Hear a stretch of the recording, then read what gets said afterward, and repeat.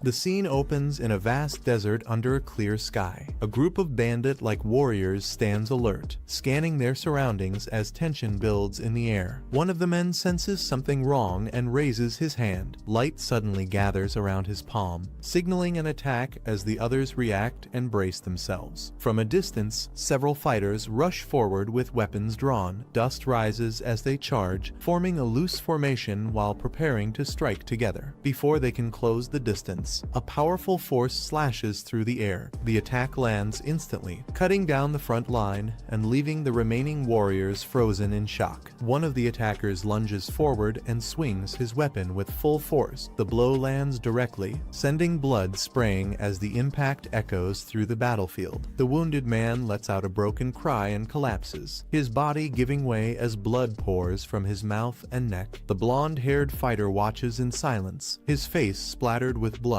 His expression remains calm and unreadable, showing no hesitation after the strike. In the next instant, he raises his weapon high and slams it down mercilessly. The body crashes into the ground with a heavy impact, marking the end of the fight for his opponent.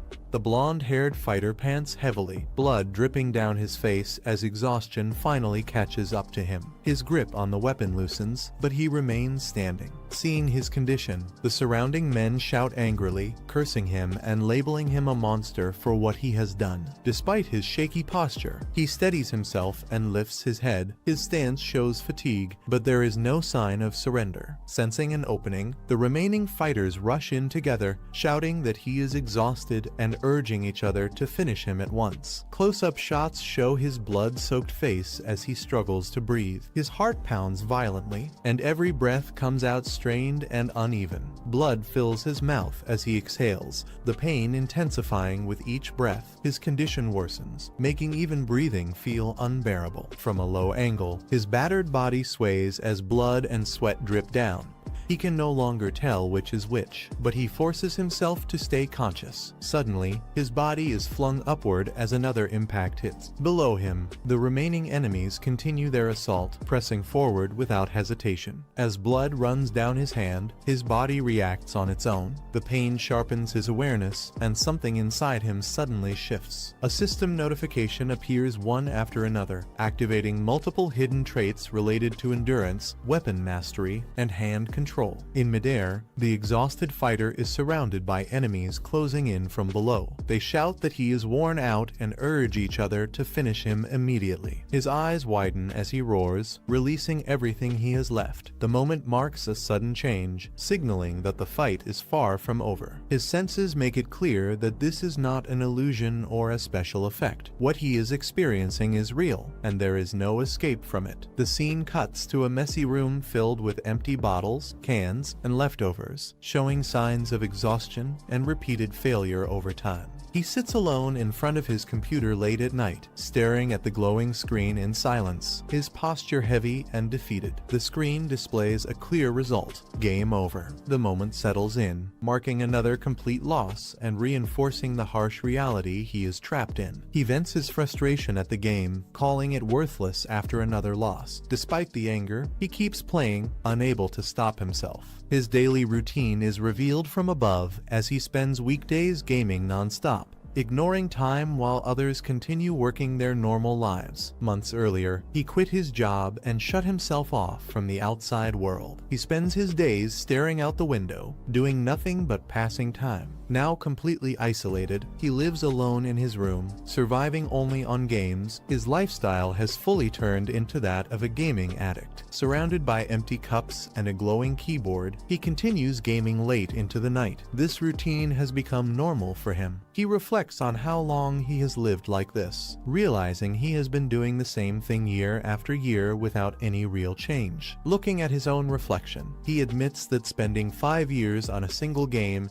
has made his life memorable in the worst possible way. The game's login screen fills the monitor once again, reminding him that this title rose to fame 5 years ago, the same time his life stopped moving forward. The game promises that clearing it will grant any wish, but reality proves harsher harsher. Years pass without a single successful clear, and the player count steadily drops to 0. When it first launched, Pangania became infamous for its brutal difficulty. Players flooded forums with complaints, calling it unfair and impossible to finish. Inside the game, bosses appear that feel fundamentally unbeatable. Their overwhelming presence makes players question whether the game was ever meant to be cleared. Even worse, companions turn on each other without warning. Betrayal becomes common, ensuring that survival depends on no one but yourself. On top of everything else, named NPCs actively hunt players who gain a bounty. Once targeted, escape becomes nearly impossible. The harshest rule makes it worse. If a character dies, everything disappears instantly. Death forces a complete restart from scratch. Because of this overwhelming difficulty, the game's brief popularity collapses almost immediately, driving most players away. Left alone with his thoughts, he begins to suspect something is wrong. He wonders if someone is deliberately preventing players from ever clearing the game.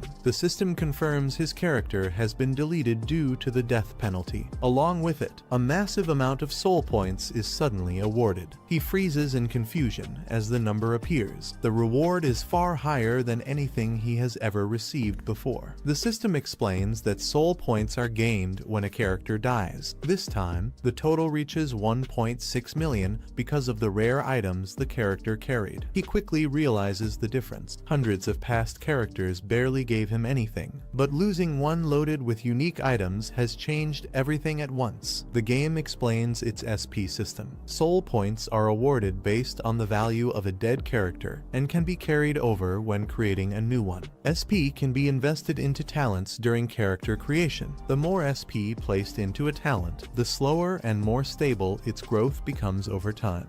He recalls a past character created by investing the maximum 10,000 SP into sword talent, which eventually died while holding the title of Grandmaster of Swordsmanship. With the investment cap set at 10,000 SP per talent, he realizes the truth. Holding 1.6 million SP means he now has enough points to invest heavily across nearly everything. He admits that under normal circumstances, he would focus on magic talents for a safer and more stable run. This time, however, he chooses a different path. He moves the cursor and selects the random option without hesitation. Looking calm, he accepts that he will never clear the game anyway. He decides this will be his first and last attempt to truly enjoy it. With that resolve, he presses the button and confirms the choice, fully committing to whatever outcome the random selection brings. The scene shifts to a quiet meeting. She apologizes as she hands him a drink, creating an awkward pause between them. Confused by her tone, he looks up and asks what she is talking about, clearly not expecting what comes next. She explains that while he is a good person, she cannot stay with someone who has no clear future or direction in life. With a serious expression, she adds that she is at an age where she must think about marriage, making it clear that their relationship cannot continue. He falls silent, unable to respond, as the weight of her words sinks in. His expression stiffens, showing he understands what she is implying. She hesitates briefly, then tightens her lips, clearly conflicted but resolved in what she is about to say. She mentions her friends, explaining that they are all dating or marrying men with stable jobs at big, well-known companies. Looking straight at him, she contrasts that reality with his situation. Without saying it outright, she makes it clear that he does not fit into the future she envisions. He lowers his head and says nothing, the silence stretching as he avoids her gaze. With a tired sigh, she cuts the conversation short. She says that this is enough and announces that she is leaving.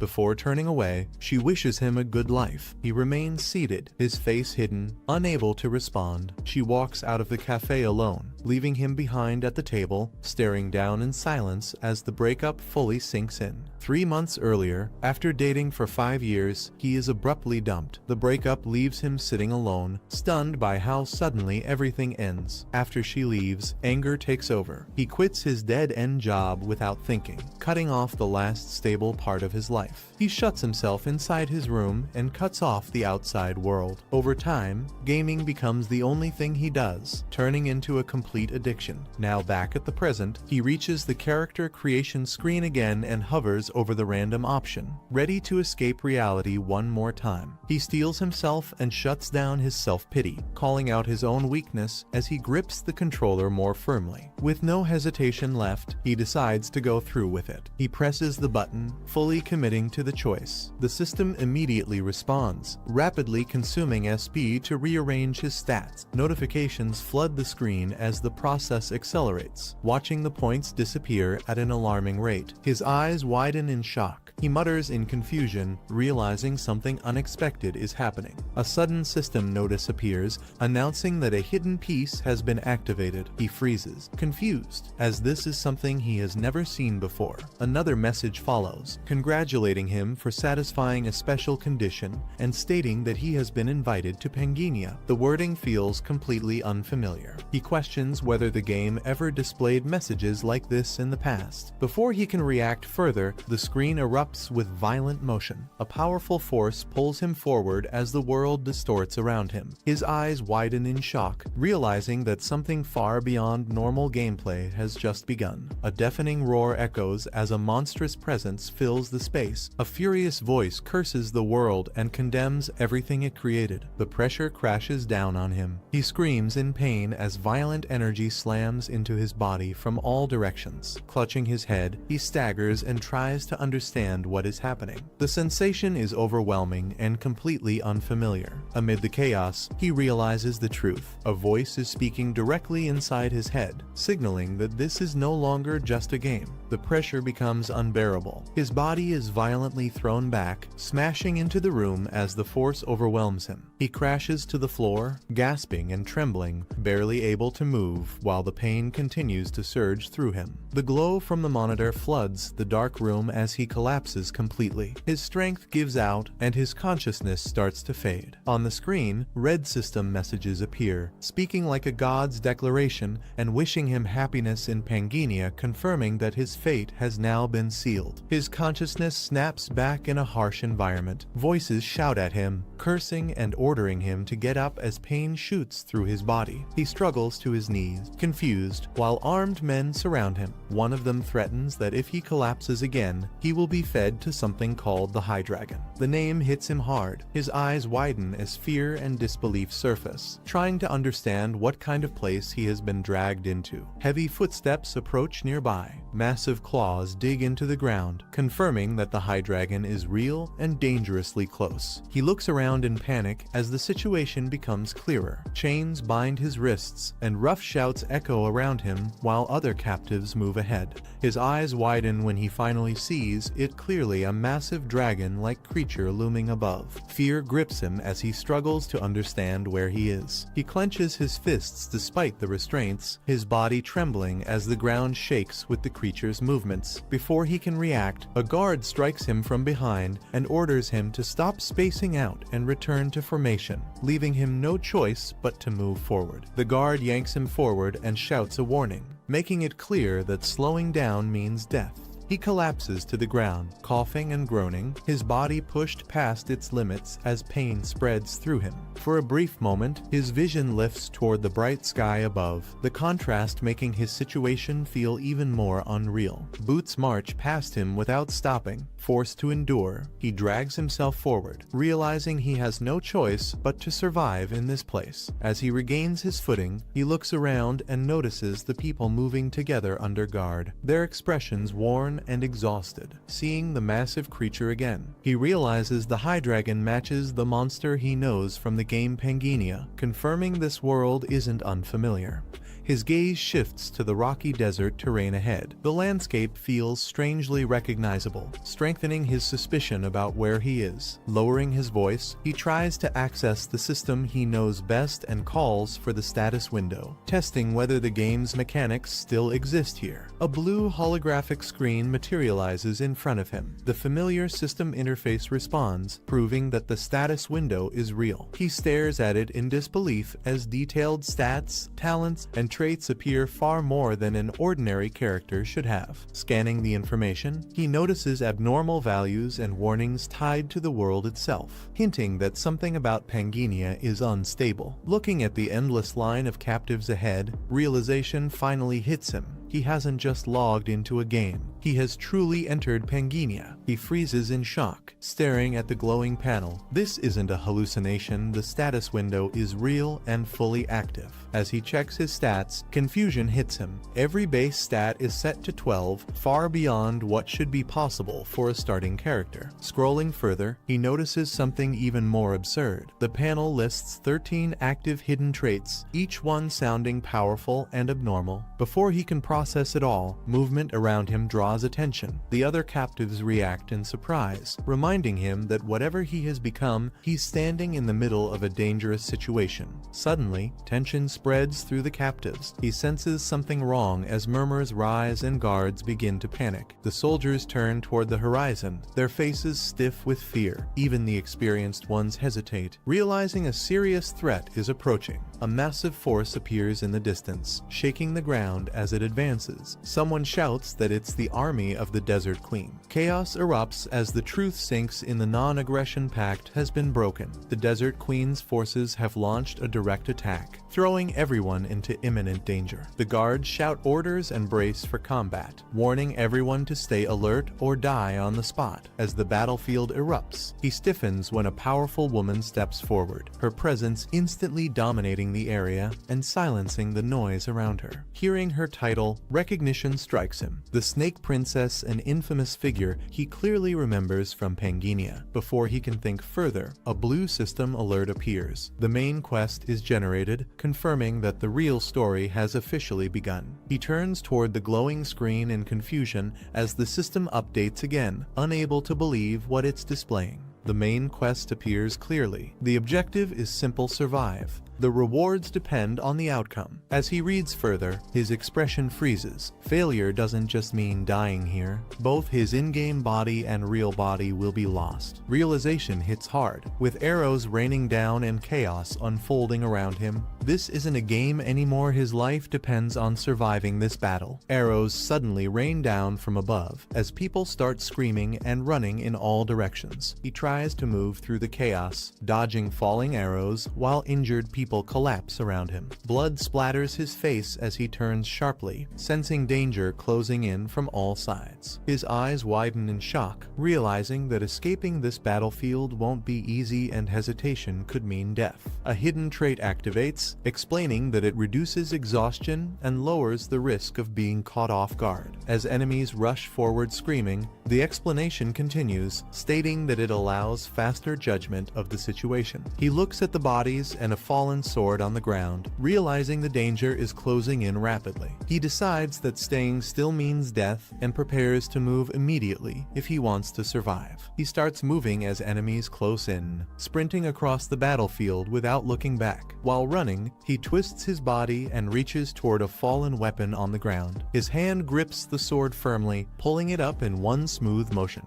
Energy surges around him as he stands his ground, fully prepared to fight back. An enemy charges in from above, swinging down with full force as he turns to face the attack. He counters instantly, releasing a surge of blue energy that crashes into the attacker mid-air. The blow lands cleanly, sending the enemy flying back while blood spills from the impact. He lands in a low stance with his sword glowing, energy still swirling as the fight continues. A system window appears, announcing the activation of a hidden trait. His eyes sharpen as blue energy gathers tightly around his face. Footsteps rush closer as the enemy closes the distance at full speed. He lifts his head, eyes calm and focused, tracking the incoming threat. The attacker charges in, swinging his weapon downward while shouting in rage. He reacts instantly, shifting his body aside as the heavy strike slams past him. Missing its mark, he tightens his grip on the weapon, holding it steadily despite using it for the first time. As the enemy rushes in, his stance stays firm and his movements remain precise. He swings at the perfect moment, striking with speed and accuracy that surprises everyone. The attacker screams as the blow lands, proving he can wield the weapon like an expert. He looks up sharply, sensing another change as the flow of energy shifts. His expression tightens when he realizes something new is happening. Multiple weapons begin to materialize in the air, forming neatly in front of him. Axes hover in perfect alignment, each one glowing faintly as they prepare to move. The enemy swings again, sparks bursting as the attack cuts through the air. Blue energy traces along his body as his senses sharpen. His eyes widen, clearly tracking the exact path of the enemy's sword. He moves at the last moment, stepping into the opening as the blade passes harmlessly by. The enemy recoils in pain as blood bursts from the impact. Without hesitation, he tightens his grip on the axe and steps forward. He swings down with full force, bringing the weapon straight toward the enemy's head. The strike lands before the opponent can react, cutting him down in a single blow.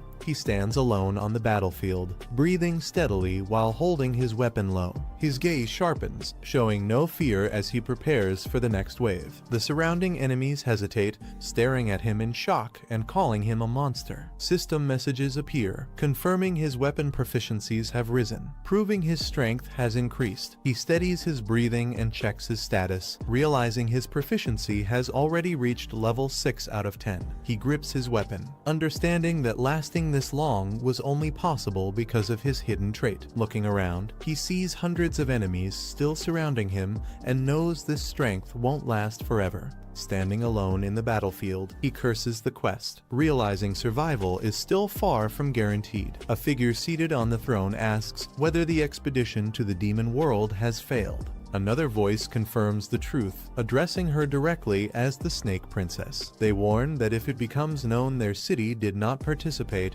the central continent will blame them for the failure. She listens in silence, then decides they must prevent that outcome at all costs. She is ordered to head to the Kaltzman Desert and deal with the aftermath of the expedition. The command is clear: erase all evidence that Feiselmer never sent any troops. This includes eliminating every remaining survivor connected to the failed expedition. In return, she is promised that if she performs well, the curse placed on her will finally be lifted. She acknowledges the order without hesitation, accepting the task she was given. The reminder is clear: failure is not an option, and she must see the mission through. Later, she stands in the desert, calmly surveying the area where the survivors remain. She turns toward a crawling man and coldly asks if everything is finished. The wounded man hesitates and reports that there is still one survivor left. She repeats the information, calmly confirming that a single slave is still alive. The scene shows the battlefield filled with corpses, making it clear how few remain. At a distance, the last survivor is revealed, barely standing while leaning on his sword. The system activates, restoring his health and mana while completely removing his fatigue. A notification appears as his level increases to level 2, and his condition visibly stabilizes. He lowers his head briefly, then stands upright with renewed strength, gripping his weapons firmly. Facing the approaching enemies, he coldly orders them to move out of his way. The survivors notice someone approaching from above, and one of them realizes that the princess has arrived. He looks up at her and calmly acknowledges her presence, recognizing her at once. She stands on the elevated ground, staring down at the battlefield as her name is revealed: Isabella von Dersian. The system displays her information, confirming her identity and level, while stating that her stats, talents, and skills cannot be analyzed due to insufficient understanding. He looks up in shock as the system confirms her level. Level 8 is revealed, and he immediately realizes the gap is overwhelming. He understands that from level 7 onward, the difference in strength becomes absolute, and level 8 fighters are considered among the strongest. Facing her directly, he tightens his grip on his weapons and admits that standing against her like this puts him at a complete disadvantage. The system reiterates her condition,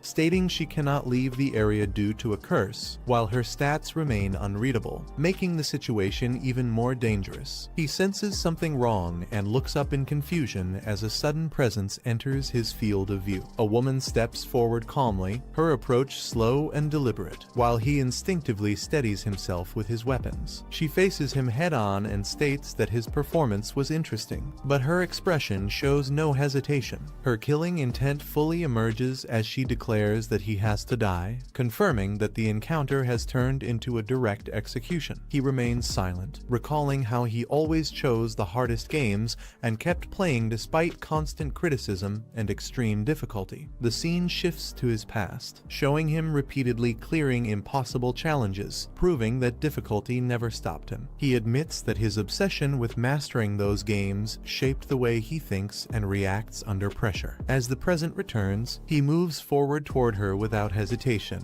implying that he has already found a way to face this situation. She suddenly rushes in with overwhelming speed, closing the distance before he can react. With a calm smile, she asks if he truly wants to lift the Queen's curse. Making her intentions clear, he stands still as her attack reaches him, showing no panic while power gathers around his body. As the clash happens, he smirks slightly, signaling that he has already prepared his response. She charges in with her blade drawn, but suddenly freezes when he calmly steps into her range. Their faces come close as he looks straight at her without fear, making her hesitate. He opens his eyes and answers her question, revealing his confidence instead of backing away. He states that he reads the stars and leads people toward them, leaving her stunned by his words. He clearly introduces himself as the Star Bearer and states that he can help lift the Queen's curse. Her eyes widen in shock as she realizes his words carry real authority. Seeing her reaction, he turns slightly and confirms to himself that his claim worked. The system explains that Star Bearer is an NPC class role, something only players who surpass the maximum level can achieve. He explains that the Star Bearer role only works on NPCs, and to remove the Queen's curse, she needs the Star Bearer's blessing. Since Isabella wants to escape the curse, she lowers her head and listens, her body visibly trembling. He calmly states that the reason she wants freedom from the curse is simple, directly calling her name. The system confirms that Isabella von Dercian, a level 8 character, is someone he himself created. He explains that Isabella was meant to guide players early on, but she became trapped here because of the Queen's curse. From a player's perspective, the curse exists only to keep them within the early starting zone. He recalls that players were originally supposed to travel the world freely, but Isabella was left behind, bound by that role. After listening in silence, she finally looks at him and asks a simple question: his name. He gives his name Randolph, and the system immediately confirms it has been set. She watches him in silence, carefully judging his words and his reaction. Turning away, she decides to spare him for now, stating that his life will be postponed. As she walks off, she warns him that if he is lying, she will kill him without hesitation. She coldly warns that she will tear him apart if he causes trouble, then orders her men to escort him, stating he is now an honored guest who must be handled carefully. As he walks away under guard, the system begins finalizing the results, recognizing his survival as the completion of the main quest. His performance is judged as record-breaking, triggering multiple constellations to react, with his rewards being upgraded due to exceptional results and beginner's luck. He receives several rare rewards in succession, including a broken golden scale, the soul of the Hydragorn, and a named sword. While the constellation of battle acknowledges his effort, he collapses onto the ground, injured and exhausted, realizing that despite everything, he managed to survive. The system confirms his results, announcing his total points and stating that his achievement will be recorded in the Hall of Fame for main quests. Night falls over the city, marking the end of the brutal trial and signaling a brief moment of calm after the chaos. Later, he rests alone in a grand room while reviewing the system screens, silently acknowledging that this ordeal has finally come to an end. He reviews the rewards and realizes how rare they are, noting that the soul of the Hydragon has only dropped once since the game's release. As he checks further, he notices another item and questions what the broken piece of the golden scale actually is. The system explains that the item allows synchronization between reality and Pangenia, with limited time remaining and optional activation. While processing this dangerous ability, a new scene opens before him, signaling that something much bigger is about to begin. 3 women approach and ask if he wants to be washed, standing silently as they wait for his response. He calmly tells them to wash only his feet, realizing they are observing his reaction. The attendants begin washing his feet without speaking, maintaining a respectful and controlled demeanor. He recognizes them as Isabella's chambermaids and decides not to react, knowing any unusual response could raise her suspicion. As the chambermaids continue, he forces himself to stay calm, reminding himself that a star-bearer must not show any reaction. He keeps his expression steady and avoids looking directly, trying not to draw attention to himself. One sudden movement makes the maids gasp, breaking the silence for a brief moment. At the same time, a glowing status window appears in front of him, catching his attention and interrupting the situation. He notices a new screen appear and pauses, quietly reacting as he reads the unfamiliar information. The system explains that the boundary between Pangania and reality is weakening, and a breakdown will begin once it crosses a certain threshold. Another window opens, showing the Hall of Fame rankings, with his name placed at the top based on points earned in the survival quest. The system confirms that a new logout feature has been unlocked, while warning that his character will remain vulnerable during logout. He reacts when the term Starbearer is mentioned, turning toward her as confusion crosses his face. A sudden realization hits him,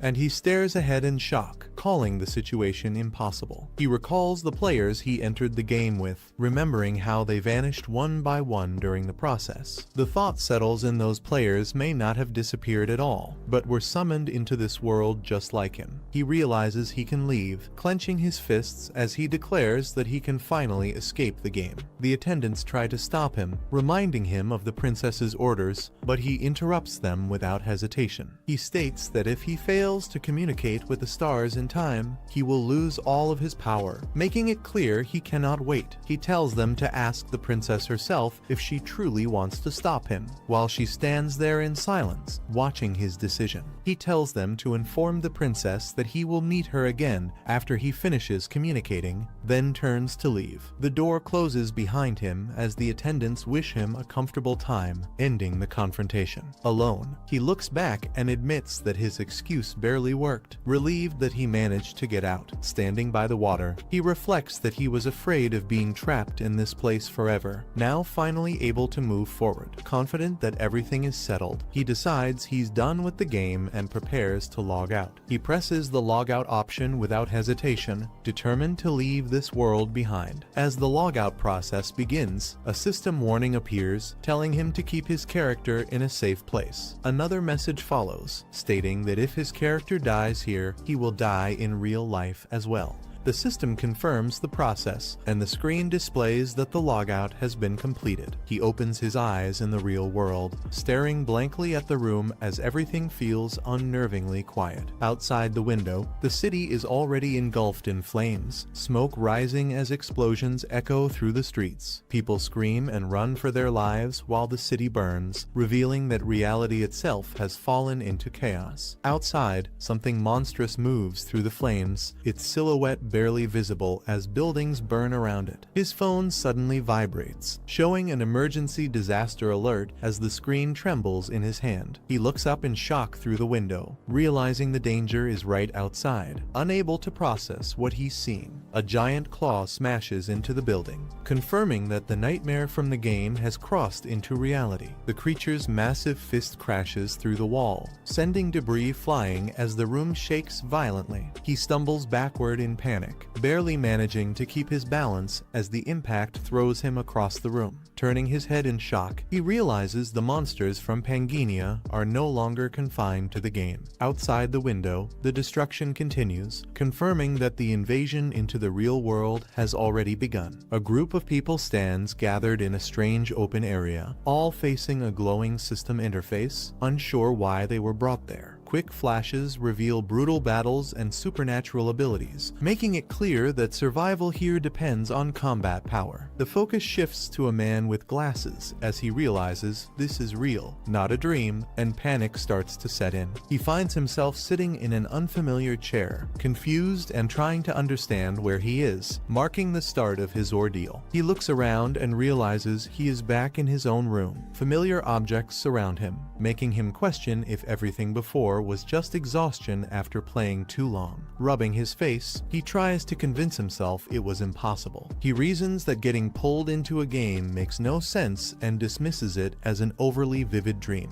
His gaze shifts to the desk, where he notices something strange sitting beside his keyboard. The sight immediately breaks his calm and raises suspicion. When he picks it up, shock takes over. He can no longer deny it, realizing that what he experienced wasn't a dream and that everything was real. He suddenly remembers the game and rushes to check it, expecting to find answers about what just happened. Instead, the screen shows an error page, confirming the game homepage has completely disappeared without explanation. Confusion turns into panic as he realizes something changed while he wasn't paying attention, and the situation is slipping out of control. Before he can react, a terrifying presence appears, forcing him to cry out for help as the danger reveals itself. Chaos erupts in the streets as a grotesque monster crashes down, sending people flying and filling the area with screams and destruction. Bodies hit the ground and blood spreads as survivors panic. Realizing this is not something they can fight, a man desperately radios for help, shouting that unidentified monsters have appeared and immediate backup is needed. Nearby phones begin vibrating non-stop, signaling an emergency alert as the situation spirals completely out of control. Watching the chaos unfold outside, he freezes in shock as monsters rampage through the streets, unable to understand how this is happening. He realizes these creatures look exactly like monsters from the game, making the situation feel even more unreal and terrifying. As he moves, the strange item he picked up earlier slips from his grasp and falls to the ground, drawing his attention. Staring at it, a horrifying thought hits him that the boundary between reality and the game world may have completely collapsed. A system screen suddenly appears, displaying multiple abilities and a destruction progress warning, explaining that as it rises, the boundary between reality and the game weakens. Reading this, he panics and struggles to think, overwhelmed as he wonders what he is supposed to do in this situation. His eyes fall on the strange golden item lying on the floor, its presence standing out as if it holds some kind of answer. He quickly reaches for it and grips it tightly, realizing this item may be his only chance to survive what's coming next. He quickly connects the dots, realizing that if monsters from the game exist in reality, then items from the game might work here as well. Without hesitation, he rushes toward his computer, determined to test his theory before it's too late. As he activates the item, a warm glow spreads through his hands, confirming that something is responding. In a flash of light, powerful game rewards manifest before him, proving that he now has access to weapons and abilities from the game.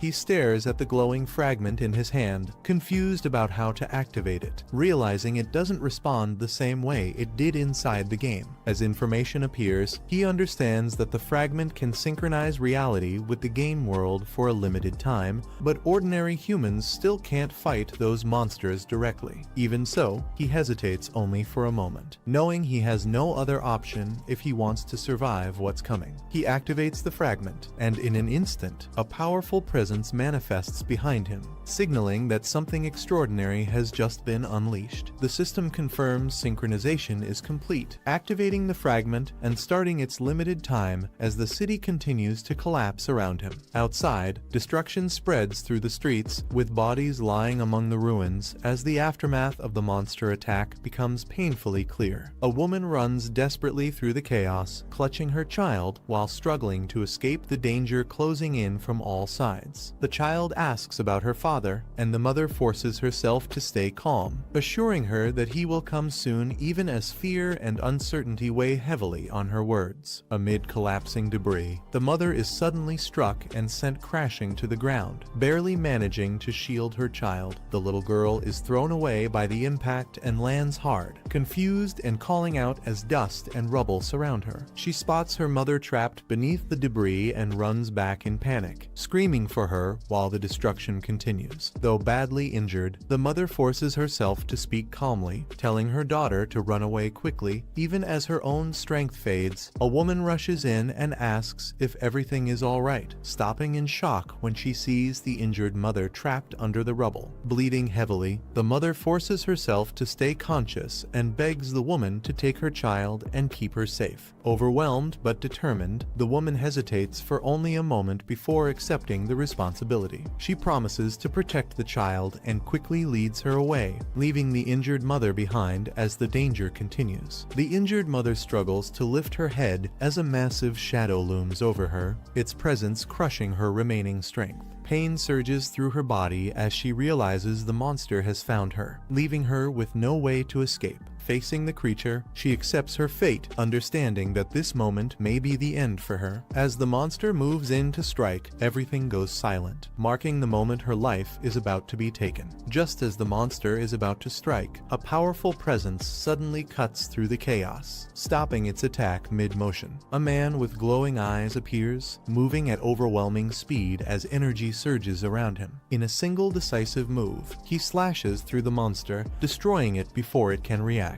Witnessing this, everyone freezes in shock, realizing that someone capable of fighting these monsters has finally arrived. Clutching the child tightly, the woman realizes she survived, barely escaping death as debris continues to fall around her. She turns back and spots the man who saved them, standing calmly amid the destruction, making her wonder who he really is. Suddenly, another monster lunges from behind, its massive body crashing toward them without warning. Seeing the danger, she screams a warning just in time as the threat closes in again. The sudden impact throws the woman to the ground as the monster crashes past, shaking the entire area. Holding the child close, she looks up in fear, sensing something massive moving behind her. In the distance, an enormous beast reveals itself, its presence overwhelming as multiple heads rise into view. As the man stands calmly before it, the truth becomes clear: the monster facing him is a terrifying dragon with 9 heads. The man calmly orders everyone to stay still as he positions himself between them and the massive dragon.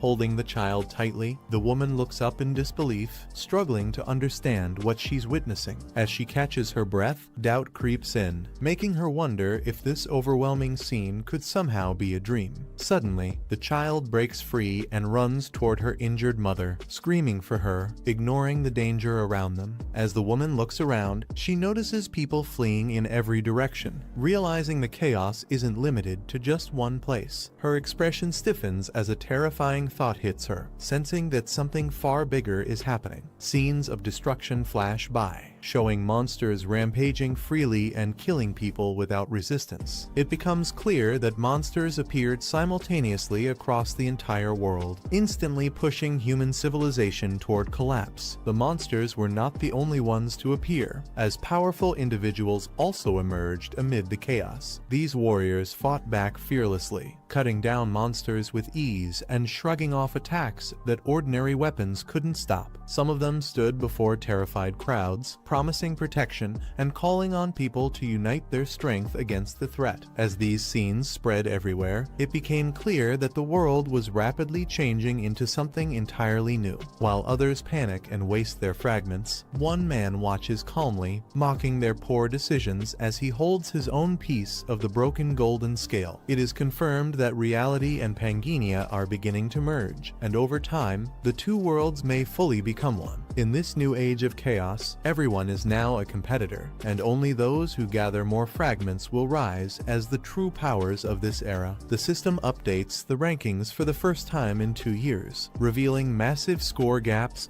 and an overwhelming top score that sets the standard for survival. At the top of the rankings stands a mysterious name, Randolph, making people wonder if he he is the same figure known as Phantom. Because no one knows his real identity, he is also called Ghost, remembered as the first player to form an NPC expedition and push deeper than anyone else. That expedition ultimately ended in total failure, with his strongest character falling during the mission. Since the strongest character is summoned upon death, it becomes clear that he must have been summoned into Pangenia at the exact moment the expedition collapsed. Although appearance and equipment are reset, certain talents from a player's previous character still carry over. Seeing this, it becomes clear how Randolph achieved such an overwhelming score compared to everyone else. With monsters now appearing in reality, summon players have begun crossing over as well. These players arrive in the real world bearing the exact forms and abilities of their characters from Pangenia. As he reflects on everything so far, the situation finally starts to make sense, with each piece fitting together clearly. He recalls how his previous character nearly reached the game's ending during the Demon Realm expedition. That run failed because of constant interference, hostile NPC mercenaries,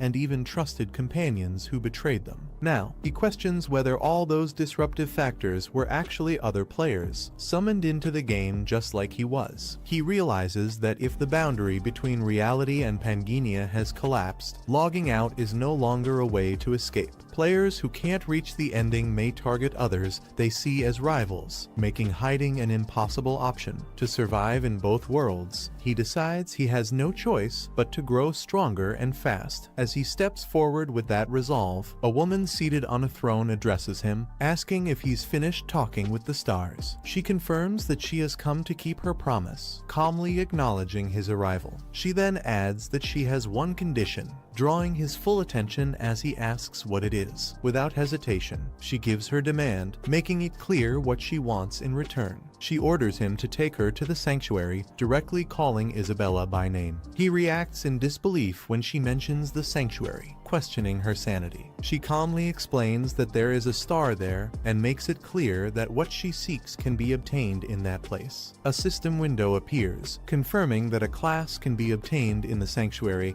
and the quest will end once it's acquired. Under the moonlit sky, the ruined city stands silent, showing the aftermath of the sudden destruction. A blood-stained foot steps forward, leaving a dark trail on the ground as someone advances without hesitation. Bodies lie scattered across the corridor, the walls and floor soaked, proving a one-sided massacre has already taken place. She wipes the blood from her blade, standing calmly amid the flames, showing she is still in full control of the situation. A few hours earlier, he finishes off the remaining guards in minutes, proving his strength and leaving no room for doubt. He confronts Isabella and demands to be taken to the sanctuary, catching her off guard with his confidence and calm tone. When she questions his sanity, he explains that after surviving the first main quest, the next step is to obtain a class. With a firm look, he reveals that the class he wants can be obtained right there, pointing out that a star exists inside the sanctuary. He asks if there really is a star inside the sanctuary. She confirms that a star exists, but it is hidden and not easily found. He explains that the fourth star was something he discovered while raising his previous character,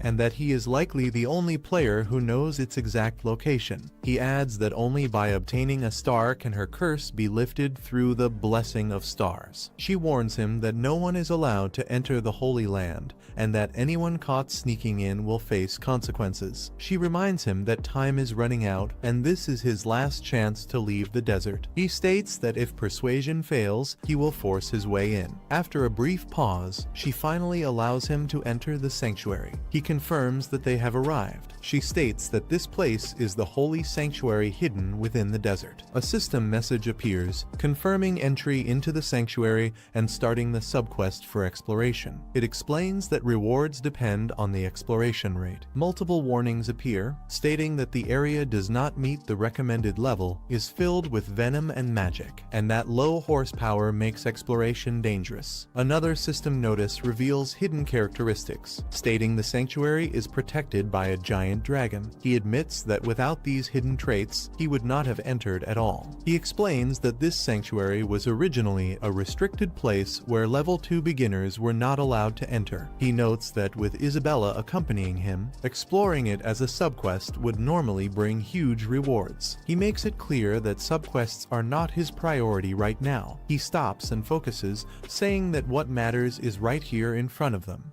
A system message appears, stating that a class can be acquired through Main Quest 2 by obtaining it inside the sanctuary. Another notice adds that compensation varies depending on the class level obtained. He smiles and concludes that getting a class here is the real objective, because once he does, he can finally secure a proper job. The surroundings tremble as dark energy flows through the sanctuary. The air thickens, and something hidden begins to respond. She looks around in silence, sensing the change. Her expression remains calm, but her focus sharpens as the presence grows stronger. The energy continues to swirl behind her, pillars emerging as the space reacts to her awakening. The atmosphere becomes heavy and oppressive. She closes her eyes and forms a faint smile, signaling that the process has begun and that something significant is about to appear. She suddenly realizes something is wrong and stops, questioning the direction they are heading while warning that mistakes can happen. She explains that the bridge ahead is a trap, designed to sweep anyone away if they cross without knowing the mechanism. He steps closer and calmly speaks, admitting he failed to notice the trap, and directly asks her if she is scared. Her eyes widen in shock at his words, realizing his confidence and that she may have misjudged him. She mocks him, saying he looks more scared than he admits, while he calmly denies it and introduces himself as the Snake Princess. He explains that the bridge is likely a trap and claims he has a leg cramp, then casually says he will carry her on his back instead. She explodes in anger, shouting at him and pointing out that he just said his leg was cramped, clearly furious at his recklessness. Ignoring her anger, he states they don't have time to hesitate and insists moving forward is better than staying afraid and delaying. She reacts in shock as he suddenly lifts her onto his back, leaving her momentarily speechless. He says that if it weren't for the cramp in his leg, he would have carried her properly, while she reluctantly agrees to hold on. He tells her to grip tightly, then stomps forward with force, activating the path beneath them. Without hesitation, he dashes ahead across the dangerous terrain, committing fully to crossing the trap in one move. Proper as they rush forward, she panics and shouts that the direction is wrong and there's no way out ahead. Ignoring the warning, he jumps straight into the abyss with her still on his back, committing without hesitation. Mid-fall, his eye reacts as a system message appears, announcing that a hidden characteristic has been triggered. The mutant trait activates, granting him special vision that allows him to see things hidden from normal human sight. While falling, she asks if there's a path he can't normally see, and he calmly confirms that this invisible route is the real way forward. She panics internally, confused about how he can sense a path even when she, the second in command, can't perceive anything. He remarks that he didn't expect her to have acrophobia, then shuts her down when she questions his confidence. Annoyed, she snaps back, accusing him of being too relaxed, while he casually responds that carrying her weight isn't a problem at his level. As they move forward, she compares the feeling to reconnecting with someone familiar, like meeting a friend after a long time. She asks if they've met before, but he stays silent, watching her reaction closely. While ascending the glowing stairs, she says they've never shared the same space before and asks what that actually means. While ascending the glowing stairs, she says they've never shared the same space before and asks what that actually means. She says that even if he claims to know her, he has never actually seen her before. As blue energy surges around them, the surroundings begin to distort and a barrier spreads across the entire area. He explains that this is a domain barrier cast over the whole domain, hiding everything from those who stray off the correct route. He adds that the barrier only reveals itself to those who follow the designated path, confirming they are moving the right way. He recalls that if his memory is correct, the next stage should appear here. The ground splits open, revealing a dark cavity with a red, glowing core forming at its center. The earth begins to shake as something massive starts moving beneath the surface. Multiple stone figures rise one after another, their bodies glowing red as they fully emerge. A massive guardian emerges, its chest glowing red as its core activates. He observes the size and structure picture of the Guardian and identifies it as a high-grade golem, noting that contact at his current level would mean instant death. He casually asks if her leg cramps are gone, while she warns him to stop talking and just watch. The Guardian suddenly moves, its heavy steps shaking the ground as it charges straight toward them. The golem raises its massive arm and swings down with overwhelming force. She stands her ground as the attack descends, the Guardian's red core blazing while debris scatters. A close-up shows her calm smile, showing no sign of panic as the strike closes in. Golden restraints suddenly wrap around the golem's arm, stopping its attack mid-swing. A violent explosion erupts as the restrained arm shatters, sending debris flying in every direction. She calmly looks back and states that the fight will be over soon. She launches forward through the falling rubble, targeting the golem as its red core is exposed. The Guardian's body breaks apart under the impact, its glowing core cracking as the final blow lands. He watches calmly as the golem collapses, acknowledging her precise assassination style fighting despite her low level. The golem's cracked body finally gives way, its core split apart by her final attack. She lands amid the falling debris, confirming that a level 8 enemy truly operates on a different scale. As rubble rains down, he checks the system screen, surprised that the battle ended faster than expected. The system notifies him that he can acquire the Golem Maker class, counting Isabella's kills as his own. He reviews the class details, noting that in Pangenta, Summon Command classes are rare and Golem Maker is considered a high-tier option. Despite its value, he decides it doesn't match the class he's aiming for and selects Reject without hesitation. As the screen fades, he confirms there is someone else in the Sanctuary who can grant him the class he truly wants. The purple miasma thickens as Isabella suddenly stops, sensing something unusual ahead. The land itself reacts, and a massive mountain comes into view, wrapped in ominous energy. A system message appears, stating that the old king, master of the mountain where the nameless star is buried, has been angered by intruders. Looking up at the mountain, he calmly acknowledges it, realizing that the real destination is finally right in front of them.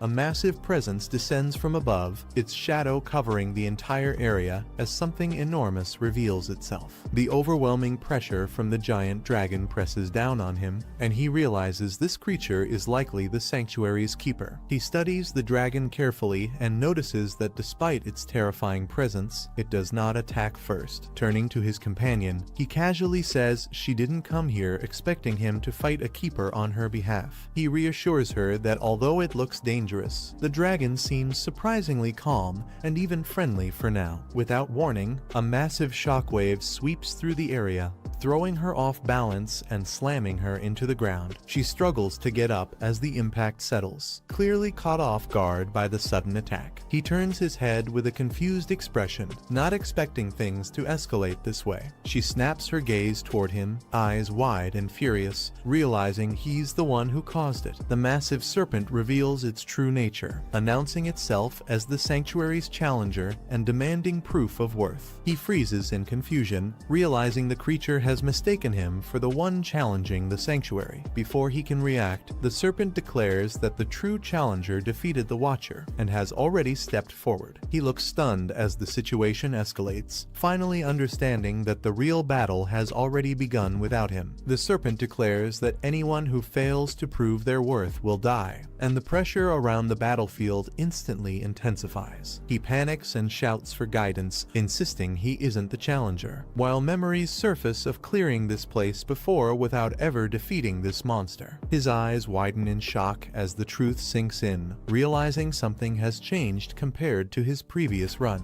The Guardian is revealed as the Ancient King, Dramath, the massive keeper of the sanctuary, a godlike being whose power grew by absorbing the star's spiritual energy. He recalls that the last time he cleared this sanctuary was when he was raising Wilhelm, back when he himself was a level 10 player and a star transcendent character. At that time, Wilhelm guided them directly to the star, likely because Wilhelm fully met the sanctuary's hidden qualifications. He analyzes the keeper's behavior, master and realizes the rule is simple: the guardian attacks anyone weaker than itself. And back then, he was overwhelmingly stronger. Now facing the same threat with far less power, he clenches his fist and wonders what to do next, knowing there has to be another way to survive. She is struck down hard and skids across the ground, barely managing to brace herself as pain shoots through her body. She forces herself to move but struggles, realizing the sanctuary's miasma is interfering with her body and slowing her reactions. Gritting her teeth, she admits that from the very start, things have been going wrong and her condition keeps worsening. As she lies there catching her breath, doubt creeps in, and she wonders if trusting the thinker and stepping into this sanctuary was a huge mistake. She urgently calls out for Dramit to stop as the massive pressure surges again across the battlefield. The giant halts mid-movement, its enormous body stirring the air and ground as its attention sharply focuses forward. A close-up of its eye shows clear shock, signaling that something completely unexpected has happened. He steps forward calmly and directly addresses the Keeper, causing Dramit to question how this human knows its true name. He calmly states that he is the Keeper's master, clearly calling out the name Wilhelm without hesitation. From a distance, the massive body of the sanctuary Keeper coils around the field as silence briefly takes over. Dramit lowers its head, its gaze locked onto him, and declares that the one it serves has returned. The giant suddenly bursts into loud, echoing laughter, its roar shaking the surroundings as it fully acknowledges Wilhelm's return. The giant dismisses him outright, saying he is not prepared and mocks him as someone unworthy to even speak Wilhelm's name. It explains that Wilhelm was a powerful human, a perfect superhuman with nothing lacking, fully worthy of being its master. The giant states that Wilhelm failed during the Demon Realm expedition, and as a result, all of his stars fell. It declares that this means Wilhelm met a flawless and complete death, roaring in fury while rejecting the idea that anyone like him could replace his master. He steps forward and tells Dramit to honor the contract they once made, revealing that he knows about their agreement. Dramit freezes in shock, questioning how he could possibly know about a contract that should not be known to anyone. The giant states that no one should even be aware of its existence, showing clear agitation and disbelief. Without explaining further, he maintains a calm stance, forcing Dramit to confront the fact that this challenger knows more than he should. The contract with Dramit is revealed. The Mountain Keeper must obey the Mountain Master's commands, and the contents of the contract cannot be disclosed to anyone. It states that whoever obtains the star buried in the mountain can learn the Keeper's true name and become the new master. If the contract is broken, the violator will face death. He explains that this setting still exists, meaning the game's rules are active. Since he is using Randolph's body, the contract's curse does not affect him.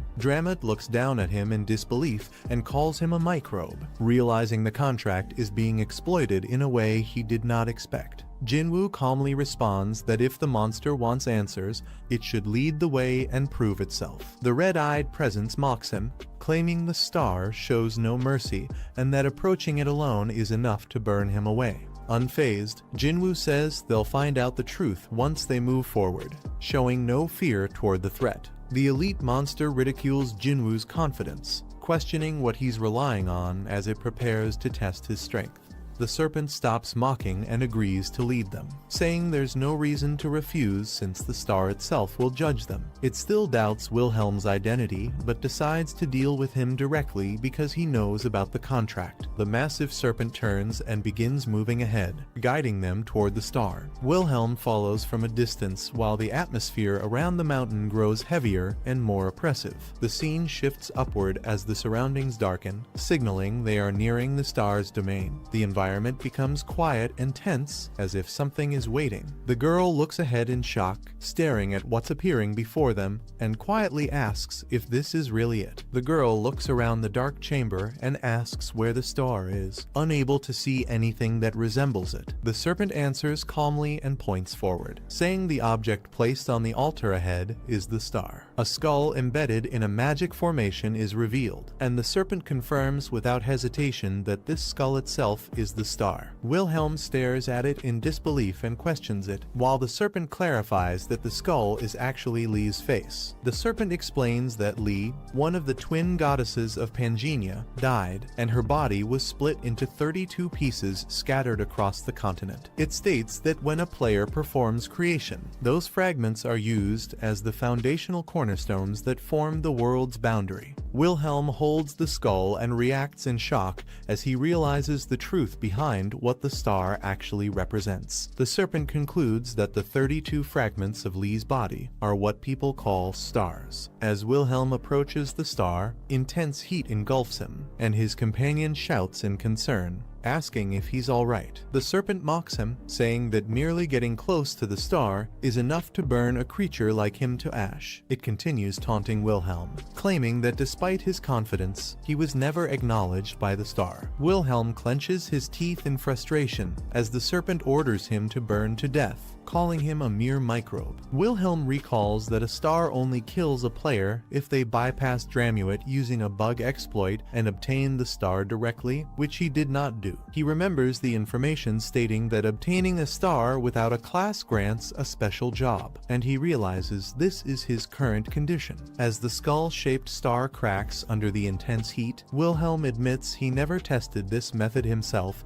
and only learned about it by chance. Wilhelm focuses on the real issue, not survival, but whether he can obtain the job he truly wants as the star reacts to him. As the intense light engulfs him, Wilhelm's body begins absorbing the star's power, and his mana starts converting into sacred energy. System notifications appear, confirming new skills and effects as star possession activates and boosts all of his stats. Wilhelm steadies himself while the power settles, realizing the star's influence is fully merging with him rather than rejecting him.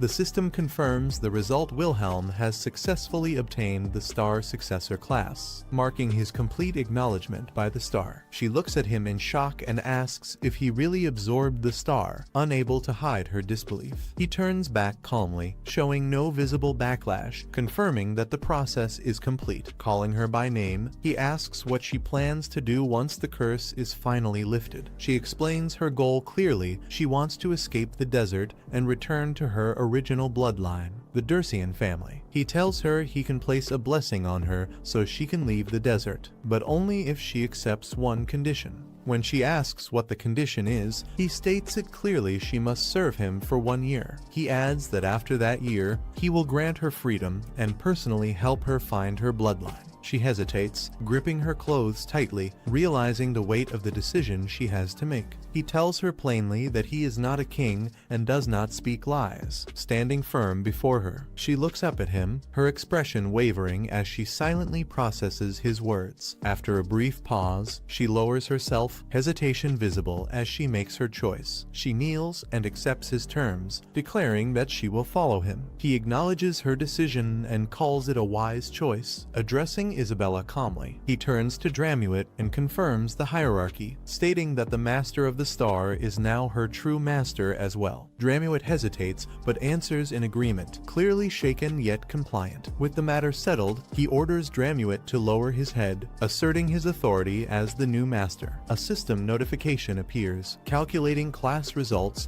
and showing an unprecedented score with multiple rewards upgraded. A close-up shows a shocked reaction as the impact of the results sinks in. The scene shifts to the sanctum, where it's revealed that Isabella has invaded the place, bringing along a slave she captured. A cold command is issued, ordering that they be brought immediately. The scene shifts to the real world, showing a quiet cafe as players gather to discuss recent events. They question whether Randolph is truly Phantom, the veteran ghost player who disappeared years ago. They conclude that surpassing top players like Gracia is impossible unless someone understands the game completely. Realizing Phantom's return could shake everything, they decide to contact him before others make a move. The girl wonders how Phantom was never found despite years of searching. They realize Phantom wasn't considered a real player before, but now that he is, there must be a way to track him. They note that Phantom will need a huge number of items to rank first in Main Quest 3, making his next move predictable. They decide on fishing, planning to use the secret auction hall to bait Phantom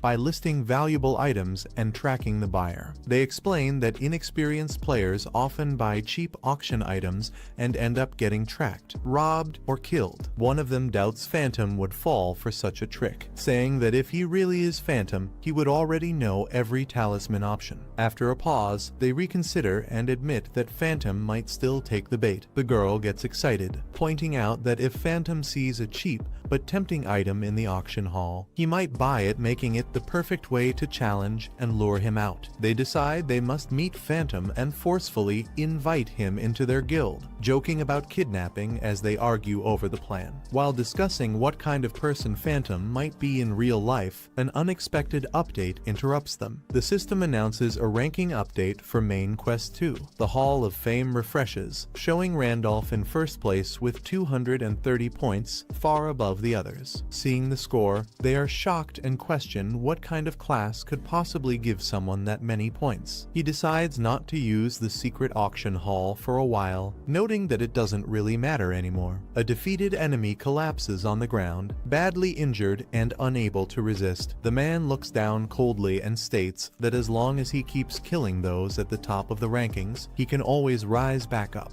The system announces that the sub-quest, Sanctuary Exploration, has been successfully completed. After clearing the desert sanctuary, he gains achievements and rewards, noting that the ride out is easier than expected. While escaping, he plans to finish exploration at the same time, aiming to clear 2 objectives at once. Experience accumulates, and he levels up, briefly reacting as the system notification appears. At level 3, his status updates as a star successor, but he realizes leveling is much slower since the more talents he has, the more experience he needs. He notes that although leveling is slow, his overall stats increase more, so he decides not to dwell on it. He reviews the rewards gained from the main quest and realizes they are items far beyond what his current level should allow. 2 extremely rare items stand out, drawing attention as he turns away while Isabella watches in silence. One reward is the Shadow Cloak, which grants invisibility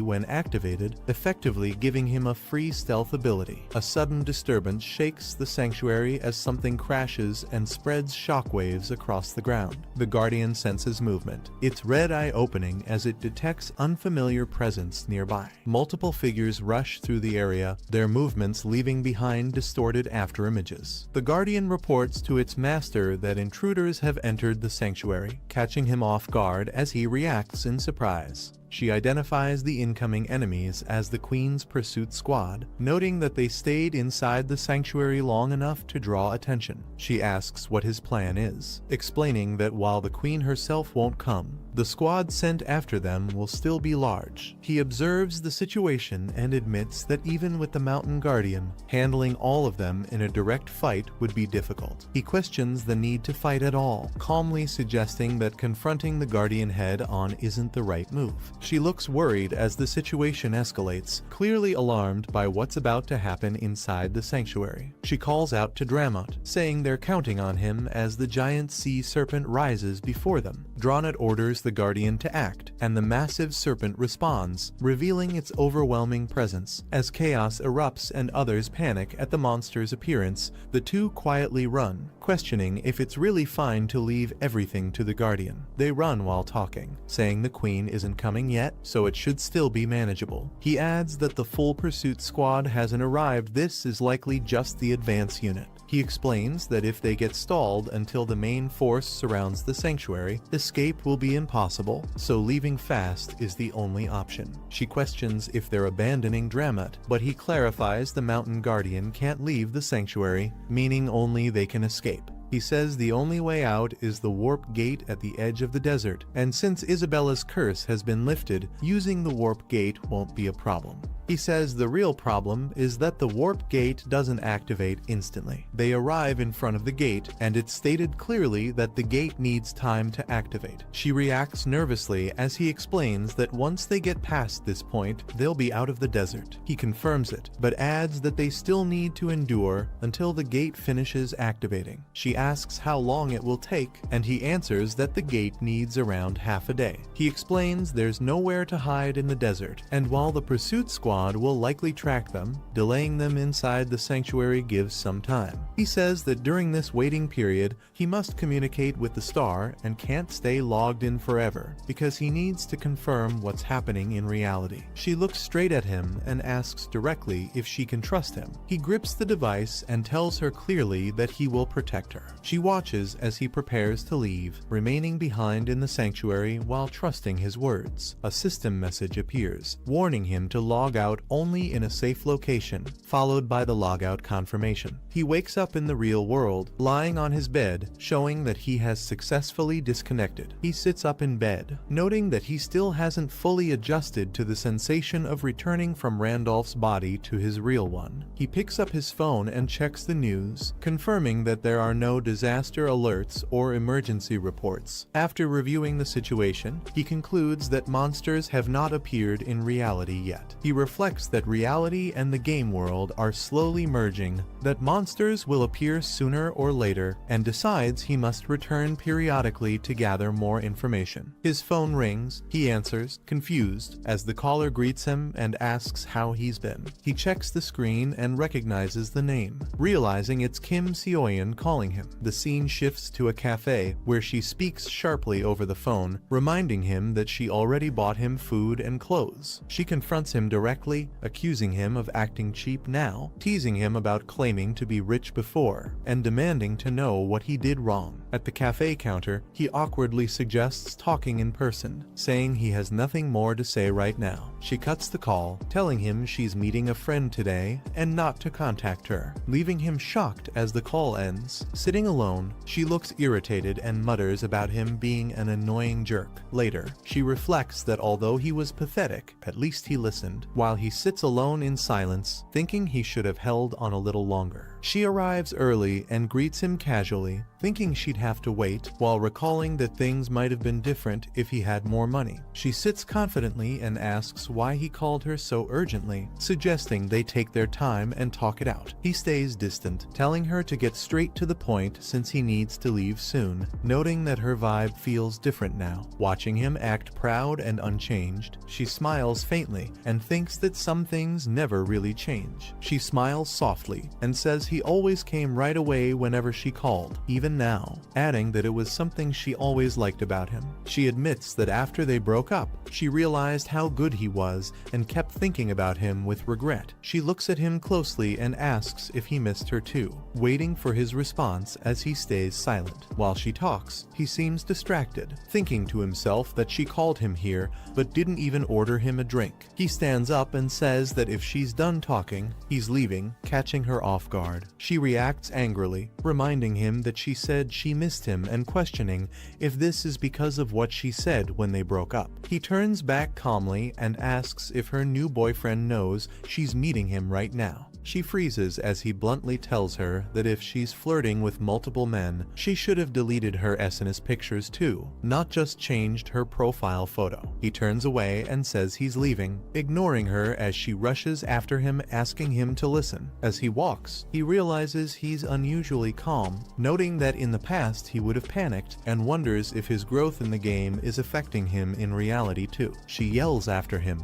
accusing him of stalking and snapping that she was being nice, but he doesn't stop and tells her that's exactly why he warned her to stop. Suddenly, another man grabs him aggressively and mocks him, escalating into a brief scuffle as the man shouts insults and causes a public scene. The attacker snaps, shouting that everyone has always looked down on him and threatens to kill him as he lunges forward. The hero reacts instantly, countering the attack with a sudden strike that shocks the man mid-motion. Before the attacker can recover, the hero grabs his arm and slams him down, completely overpowering him as the man freezes in disbelief. The woman watches in shock, clutching her head as she stares at the hero and asks who he really is. The hero steps forward, gripping his weapon tightly as he faces the attacker head-on. The attacker struggles and shouts for him to let go, but the hero's hand doesn't budge, showing overwhelming control. With a single twist, the hero locks the man's wrist, forcing a scream as the pain becomes unbearable. Staring coldly, the hero realizes this strength isn't imaginary, his real body has clearly changed. After the fight ends, the girl checks if he's okay while the attacker collapses behind them. Shaken but relieved, she thanks him, admitting he saved her and she doesn't know how to repay him. Confused by her reaction, he asks if something is wrong as they face each other. As he looks closer, he realizes she feels familiar and remembers seeing her before, leaving him momentarily distracted by the connection. Panel 1. He tells the girl she only reminds him of someone he knows. Lowering his guard for a moment, the enraged attacker suddenly charges from behind, screaming and raising his arm to strike. Reacting instantly, he pivots and delivers a powerful kick that sends the attacker flying. The blow lands cleanly, stopping the attack mid-motion and ending the threat in a single move. His kick slams the attacker head first into the ground, ending the fight instantly. The girl stares in shock, unable to process what she just witnessed. He lands smoothly and regains his balance, calmly turning away from the fallen man. From above, the attacker is shown lying motionless on the pavement, completely subdued. The police ask him to come to the station, treating him as involved in the incident. The girl explains she filed the stalking report and says he only helped, but the officers insist there was still an assault. He questions their logic, pointing out the attacker pulled a knife, while clearly growing impatient. When the officer says they're just following protocol, the girl asks who will take responsibility if he gets dragged into trouble as a witness. The girl introduces herself as Kim Hana, a reporter from CK Broadcasting, and questions why an innocent person is being bothered instead of the actual victim. She hints at reporting the incident publicly, making the officers realize the situation could escalate. The police recognize her as the reporter who appeared on YouTube and TV before, confirming her identity and influence. Under pressure, the officer backs down and allows the reporter to go directly with the complainant, ending the confrontation. He thanks Kim Hana for helping earlier, and she casually tells him not to worry about it. Kim Hana hands him her card, explaining that she covers cases related to Dimension Warriors, which immediately catches his attention. She briefly recalls the day of the Dimension War, when monsters invaded and mysterious people appeared to defeat them, later being labeled as Dimension Warriors. He wonders if those Dimension Warriors are the same as players, noting how the public accepts an interdimensional attack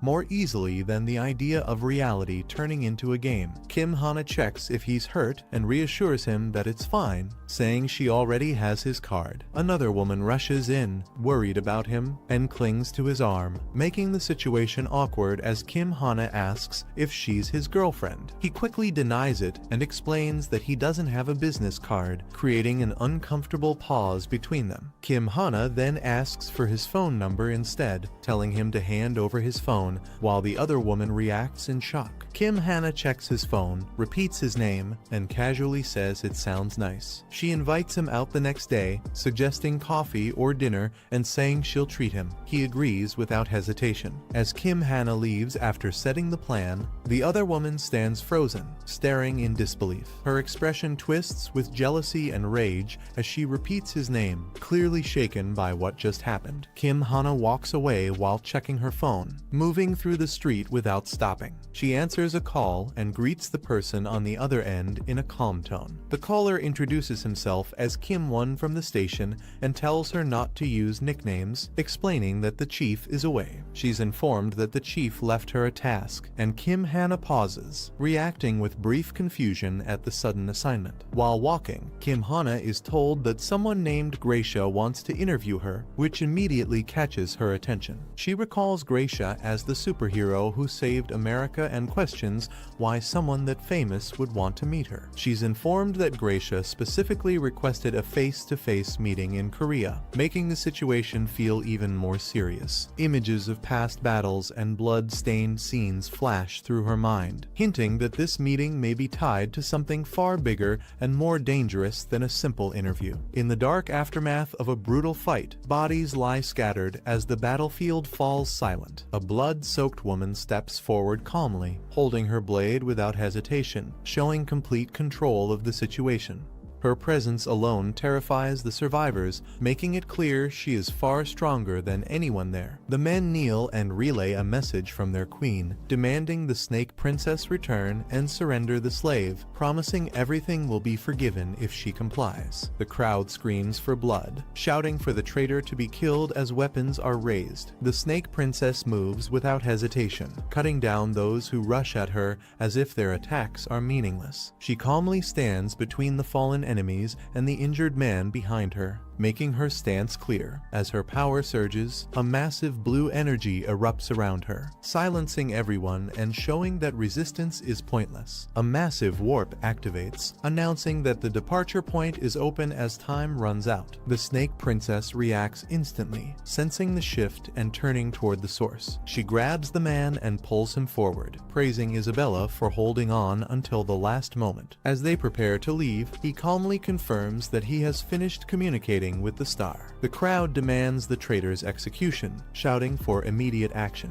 He raises his hand as golden light gathers, stating that he will keep his promise because she protected him first. A massive surge of star energy erupts from his fist, blasting forward and overwhelming everyone in its path. He activates a star-exclusive skill, Star Scratch, consuming all remaining star force for a limited duration. The golden star energy explodes outward, engulfing the attackers as they scream under the overwhelming force. He declares this moment as liberation, releasing the full might of his power without holding back. Isabella watches in shock, realizing this is the true power of a Starseer. He turns to Isabella and calmly tells her that if she wishes to return even now, he won't stop her. She firmly refuses to turn back, her expression steady despite the danger ahead. A faint smile forms as her resolve becomes clear. She declares that she will go with him, stepping toward the swirling warp without hesitation. The system confirms her curse is nullified, selects the Central Continent Arcana as the destination, and begins the warp. They arrive in the Golden City Arcana, greeted by towering buildings and a bustling crowd. He observes the surroundings and notes how lavish the city is, realizing everything here revolves around money. He concludes they need to secure enough gold first just to handle basic living expenses. She confidently reveals a bag of gold, assuring him there's no need to worry since she already brought plenty. She checks the prices and says the gold they have is only enough for food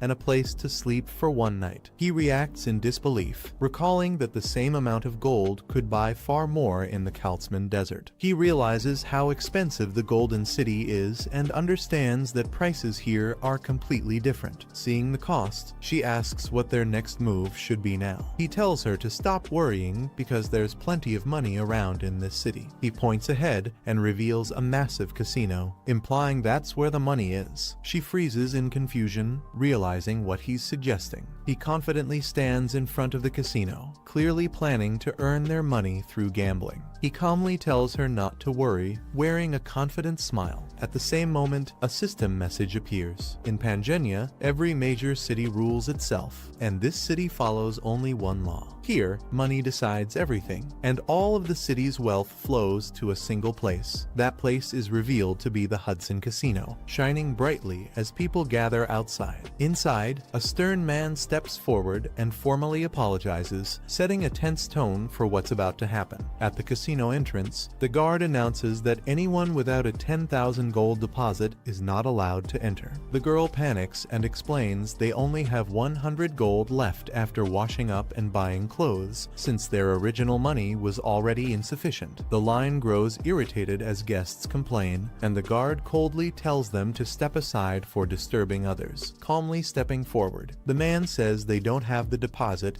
and instead offers an item as collateral, catching the guard's attention. The man calmly hands over a glowing crystal, saying it should be enough as collateral. The guard freezes in shock the moment he sees the item, realizing its true value. Their attitude instantly changes as they bow and announce they will escort them to the VIP room. As they walk inside, the girl asks what he handed over, and he casually explains it was the Fairy Queen's tear, a powerful talisman. The man explains that the item he handed over is a reward from the sanctuary and is worth at least 1 million gold. He adds that they only need to earn enough to repay the deposit, nothing more. Inside the casino, he calmly watches as the roulette wheel starts spinning. The ball bounces across the numbers, signaling the start of their gamble to quickly recover the deposit. The roulette ball lands again, drawing attention as another winning result appears. People around the table panic and whisper, shocked that he keeps winning non-stop after starting with only a small amount of gold. Stacks of chips pile up as his winnings cross 1.4 million gold, leaving the casino staff and players stunned. He stays calm, knowing this outcome is natural with Golden Grace active, a trait that shines brightest when money is on the line. After cashing out, they celebrate their sudden wealth, while he calmly states that the money belongs to him.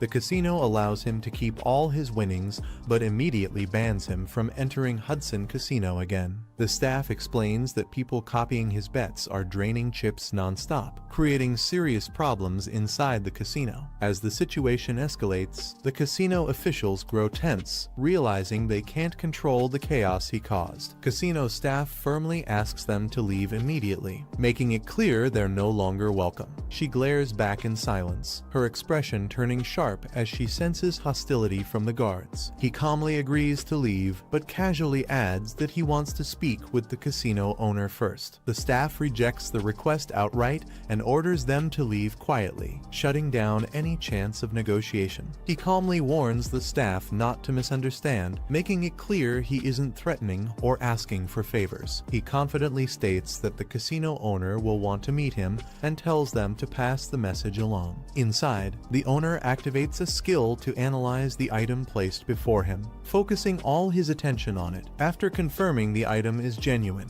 the owner is visibly shaken, realizing its value and questioning who the man really is. The item is revealed as the Fairy Queen's tear, an artifact carried only by the Fairy Queen's knights and almost never seen on the market. The owner realizes how impossible it is to obtain one, noting that even defeating a knight would require multiple high-level powerhouses. A subordinate reports that the man who left the talisman as collateral wants to meet Lord Hudson in person. Hearing this, Lord Hudson reacts with shock, instantly recognizing that the visitor is no ordinary gambler. Lord Hudson orders the guards to bring the visitor in, choosing to meet him calmly over tea. The man enters and sits confidently, with the woman standing behind him, both remaining composed under scrutiny. Lord Hudson silently observes him, questioning whether this calm man is truly the one who left the Fairy Queen's tear. Despite the man's ordinary appearance, Hudson senses something off, realizing that his presence doesn't match the power required to possess such an artifact.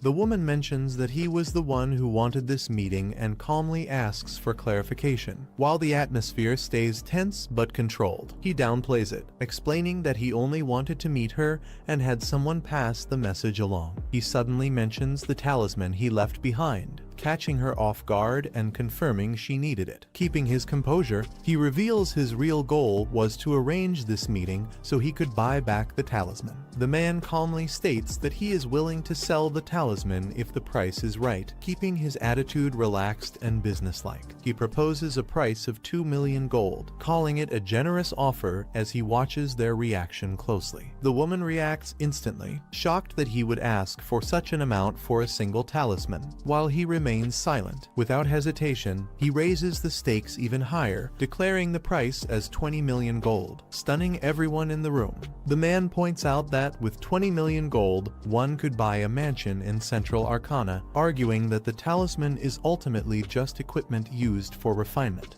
He admits he personally does not value it that highly, saying he would not even pay such an amount for a collector's item kept purely for fun. While calmly tapping the table, he adds that the price would only make sense if it were a rare collector's piece, implying this talisman does not meet that standard. The other man counters confidently, revealing that the Fairy Queen's tear is not an ordinary talisman, but something essential for gaining entry into the city council. He falls silent for a moment, his expression tightening as he processes the implications of what was just revealed. The explanation continues, making it clear that without the Fairy Queen's tear, entering the city council is nearly impossible due to strict requirements that cannot be bypassed by personal power alone. It is further revealed that the city council rarely accepts outsiders, and recognition by the academy president is a mandatory condition for entry. As the weight of the name settles in, his eyes sharpen, and the identity of the person involved is finally revealed. Serengeti. The woman is revealed as the only daughter of Marquis Weiser from the Bailank Kingdom, a figure with both noble blood and political weight. Known as the Snow White Knight, she once commanded 500 knights and joined the Demon Realm Grand Expedition alongside him. During that expedition, she sacrificed both of her legs to save him, earning the title of his right hand through her actions. Looking back, he admits he once saw her sacrifice as just another event, back when Pangenia meant nothing more to him than a game. After Wilhelm's death and his arrival in this world, the weight of past losses begins to sink in, forcing him to reflect on everything he experienced. As his perspective shifts, he realizes that the NPCs he once knew may have been real players, changing how he views the past events. Serengeti's words resurface in his mind, especially her request to leave the expedition and live freely, giving new meaning to her actions. He then receives Serengeti's necklace, discovering it holds a cherished photo of her and her fiancé, confirming the depth of her humanity. He questions whether the fiancé was always part of her backstory, recalling that in the character settings he knew, no such detail ever existed. It becomes clear that the idea of a fiancé was never originally part of her character, contradicting everything he remembered. The explanation points to an external influence, someone who altered an NPC using preset data, allowing new settings to be accepted naturally. Shocked, the man admits he never told anyone this information and demands to know how the other person could possibly know about it. Hudson observes the man carefully, realizing he likely entered this world long before him and deciding to extract as much information as possible. The man calmly says he didn't know things normally, claiming he simply heard the truth directly, hinting at a different source of knowledge. He reveals that the star told him everything, shocking Hudson, who questions whether the man is claiming to be a stargazer.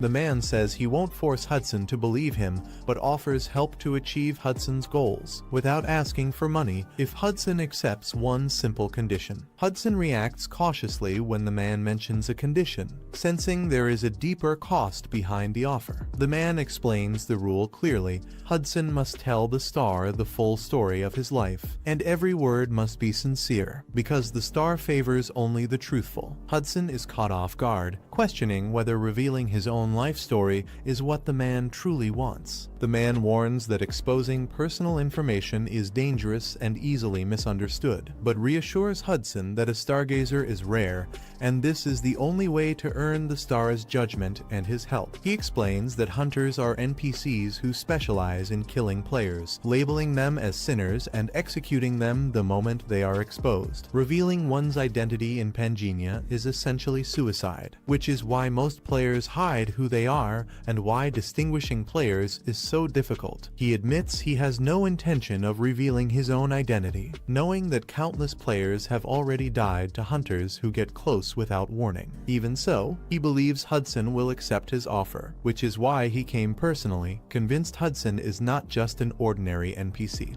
He agrees to tell his life story, but says it must begin with Serengeti, since nearly everything he wants to achieve is connected to him. He describes Serengeti as a brave knight who joined the Demon Realm expedition led by the 8 heroes. Hudson reacts with surprise, questioning the claim because the expedition is commonly believed to have been led by Wilhelm. He calmly corrects him, stating that while Wilhelm was the most famous, the expedition was actually carried out by all 8 heroes together. He explains that the Demon Realm expedition ultimately failed due to internal conflict among the 8 heroes. Hudson questions this, pointing out that the 8 heroes are widely known and recorded figures. He agrees and begins identifying them, stating that one of the 8 was the strongest after Wilhelm Gracia. The scene cuts to a modern news report showing a man riding a monster during a massive disaster, hinting that one of those legendary heroes may still be active in the present world.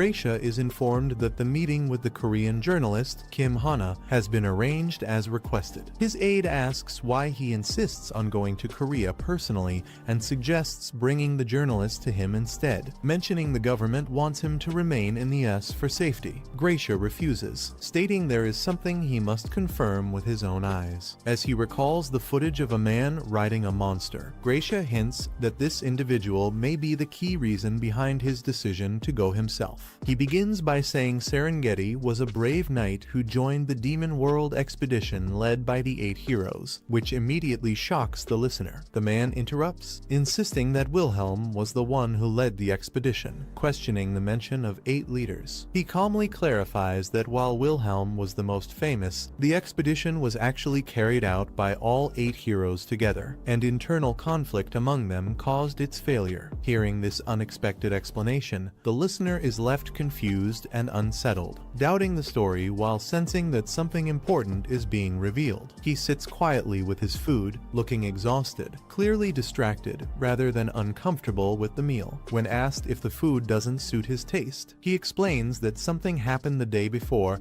and he barely slept. It's revealed that he stayed up all night talking and rambling, but in return, he managed to gather valuable information about the so-called 8 heroes. Despite being treated to an expensive meal, he feels uneasy and questions whether it's really okay for him to eat there for free. He notices a woman sitting behind them and points out that she looks like the same person who was with him before, mentioning that she keeps glancing in their direction. The woman stands with her arms crossed, clearly watching them closely, creating an awkward and tense atmosphere. He realizes that the man sitting with her looks familiar and matches someone who appeared on Kim Seoyeon's social media. He coldly questions whether Seoyeon's new boyfriend knows she's meeting him and adds that if she's flirting with multiple men, she should delete more than just her profile photo. The woman watching them grows visibly tense, trying to recall the man's name while clearly shaken by seeing him again. The woman at the table quietly suggests changing seats if the situation feels uncomfortable, but the man remains silent. He calmly says there's no need to worry about her and casually states that they don't have any kind of relationship. As he takes another bite of his food, he suddenly calls out a name, Park Hyun-myung, catching the other person off guard. The blue-haired man storms over, accusing him of following Seoyeon and confronting him aggressively. He continues shouting, saying that even after the breakup, the man kept bothering her and is now shamelessly stalking her. From above, the scene shows the man calmly seated at the table as the accuser points at him, loudly calling him out in front of everyone. Memories surface of Seoyeon crying and being dragged out to a cafe in the past, while the man remains silent, clearly confused by the accusations. The blue-haired man grabs him by the collar and threatens that if he follows Seoyeon again, he will kill him, openly insulting him. The man stays calm and finally understands the situation, while Seoyeon watches with a cold expression from behind. A waitress steps in angrily, questioning the disturbance and asking what kind of scene they are creating in the restaurant. The man shuts it down by saying he made the reservation himself and is paying for the meal. He bluntly offers money to silence the blue-haired man and warns him not to interfere or speak recklessly again. The man mocks him by asking whether 1 million won is not enough and casually throws bundles of cash at his face. He coldly tells the blue-haired man to take the money and disappear, openly treating him like worthless trash. The cash flies everywhere as the blue-haired man is forced back, shocked and humiliated in front of everyone. The woman snaps in anger, calling him a crazy crazy bastard as the situation completely spirals out of control. The blue-haired man snaps back, saying she hit him first, barely holding back his anger as the tension explodes. The girl raises her hand without hesitation, telling him to grit his teeth as she swings with full force. Her eyes sharpen in an instant, completely focused, as she commits to the strike without mercy. The blow sends him flying backward, shocking everyone nearby as the situation turns violent in a single moment. The glasses-wearing man steps in coldly, telling the blue-haired man to stop and pointing out that he doesn't look innocent either. Fury explodes on the blue-haired man's face as he shouts back, completely losing control. His expression twists in shock as a sudden force grabs his head mid-rage. In one decisive move, he's slammed straight into the ground, ending the outburst instantly as the warning is enforced. The blue-haired man panics as he realizes the grip on him is unnaturally strong, unable to break free. Seoyin snaps at him, calling his behavior embarrassing and demanding that he stop causing a scene. The glasses-wearing man presses his hand down on the blue-haired man's head, calmly suggesting they take the conversation outside. He coldly states that the fight was started by him, questioning why he's exhausting everyone, while the blue-haired man seethes in humiliation. The glasses-wearing man tightens his grip, calmly warning that the blue-haired man picked the wrong person to provoke. A strange glow erupts from his hand, releasing a sharp burst of light that shocks everyone nearby. The blue-haired man is slammed down as the light overwhelms him, completely crushing his resistance. Staring in disbelief, he realizes this isn't normal strength at all, but something far beyond human limits. The onlookers freeze in shock as they sense something abnormal happening, unable to understand what they're witnessing. The glasses-wearing man releases overwhelming pressure, his presence completely changing as power surges around him. The blue-haired man panics when a blinding vertical beam of energy crashes down, cutting off any chance to resist. He's sent flying and smashed into the ground, finally realizing he provoked someone far beyond his level. The blue-haired man lies stunned on the ground, unable to understand how he was defeated so easily. He recalls seeing the glasses-wearing man clearly transform, realizing he completely misjudged his opponent. The glasses-wearing man calmly restrains him without showing hostility, proving full control over the situation. A system notification appears as the blue-haired man's hidden trait activates, confirming he underestimated someone far stronger than himself. The Pangenia level system is explained, showing that leveling from 1 to 10 requires increasing experience gaps at each stage. Players with more talents gain greater overall strength, but their leveling speed becomes much slower due to higher experience requirements. Young Jinwoo belongs to the group with fewer talents, placing him behind others in visible level progression. The reason for his low level is revealed: he has never fought even once and has only been running to survive since syncing with Pangenia until now. After surviving the main quest by pure luck, Jinwoo clears it in a few strikes and obtains the Spearman class, which is considered a fairly high-tier class. Because he placed among the top ranks, he receives the reward to log out safely and never returns to Pangenia afterward. Jinwoo reflects that not everyone could have survived the same start he had, especially with the heart of the iron-blooded monarch, and adapting to it was never easy. As people begin staring after the incident, Jinwoo decides to leave, admitting his mood is ruined and ending the encounter for now. Hyunmyoung is warned to never cling to Seoyin again, while it's made clear he survived only because of her. The other side realizes Jinwoo is openly revealing himself as a player. They mock Jinwoo for wasting the remaining time on the golden scale, assuming he won't last long if he keeps acting recklessly. Seoyin rushes to Jinwoo after the fight, asking if he's okay. Jinwoo calmly responds that he's fine, ending the confrontation without escalating further. Although Seoyin suggests reporting them to the police, Jinwoo stops her, admitting they threw the first punch and choosing to let the incident go. Jinwoo downplays everything and tells Seoyin it's not a big deal, suggesting they just finish their meal calmly. Suddenly, the surroundings begin to shake violently. People panic as the tremor spreads, and some mistake it for an earthquake. Seoyin reacts in shock while Jinwoo stays focused. He senses something is wrong and realizes this isn't a normal tremor. Cracks spread across the ground and walls, confirming Jinwoo's suspicion that something dangerous is about to emerge. The tremors intensify as massive shapes break through the floor. Someone realizes the corrosion has started again, and panic spreads when monsters appear. Seoyeon panics and urges Jinwoo to run, but Jinwoo quickly covers her mouth and tells her to wait, stopping her from drawing attention. Other people nearby start fleeing in chaos as the creatures move through the area, smashing floors and walls without slowing down. Jinwoo carefully observes the monsters and notices something strange: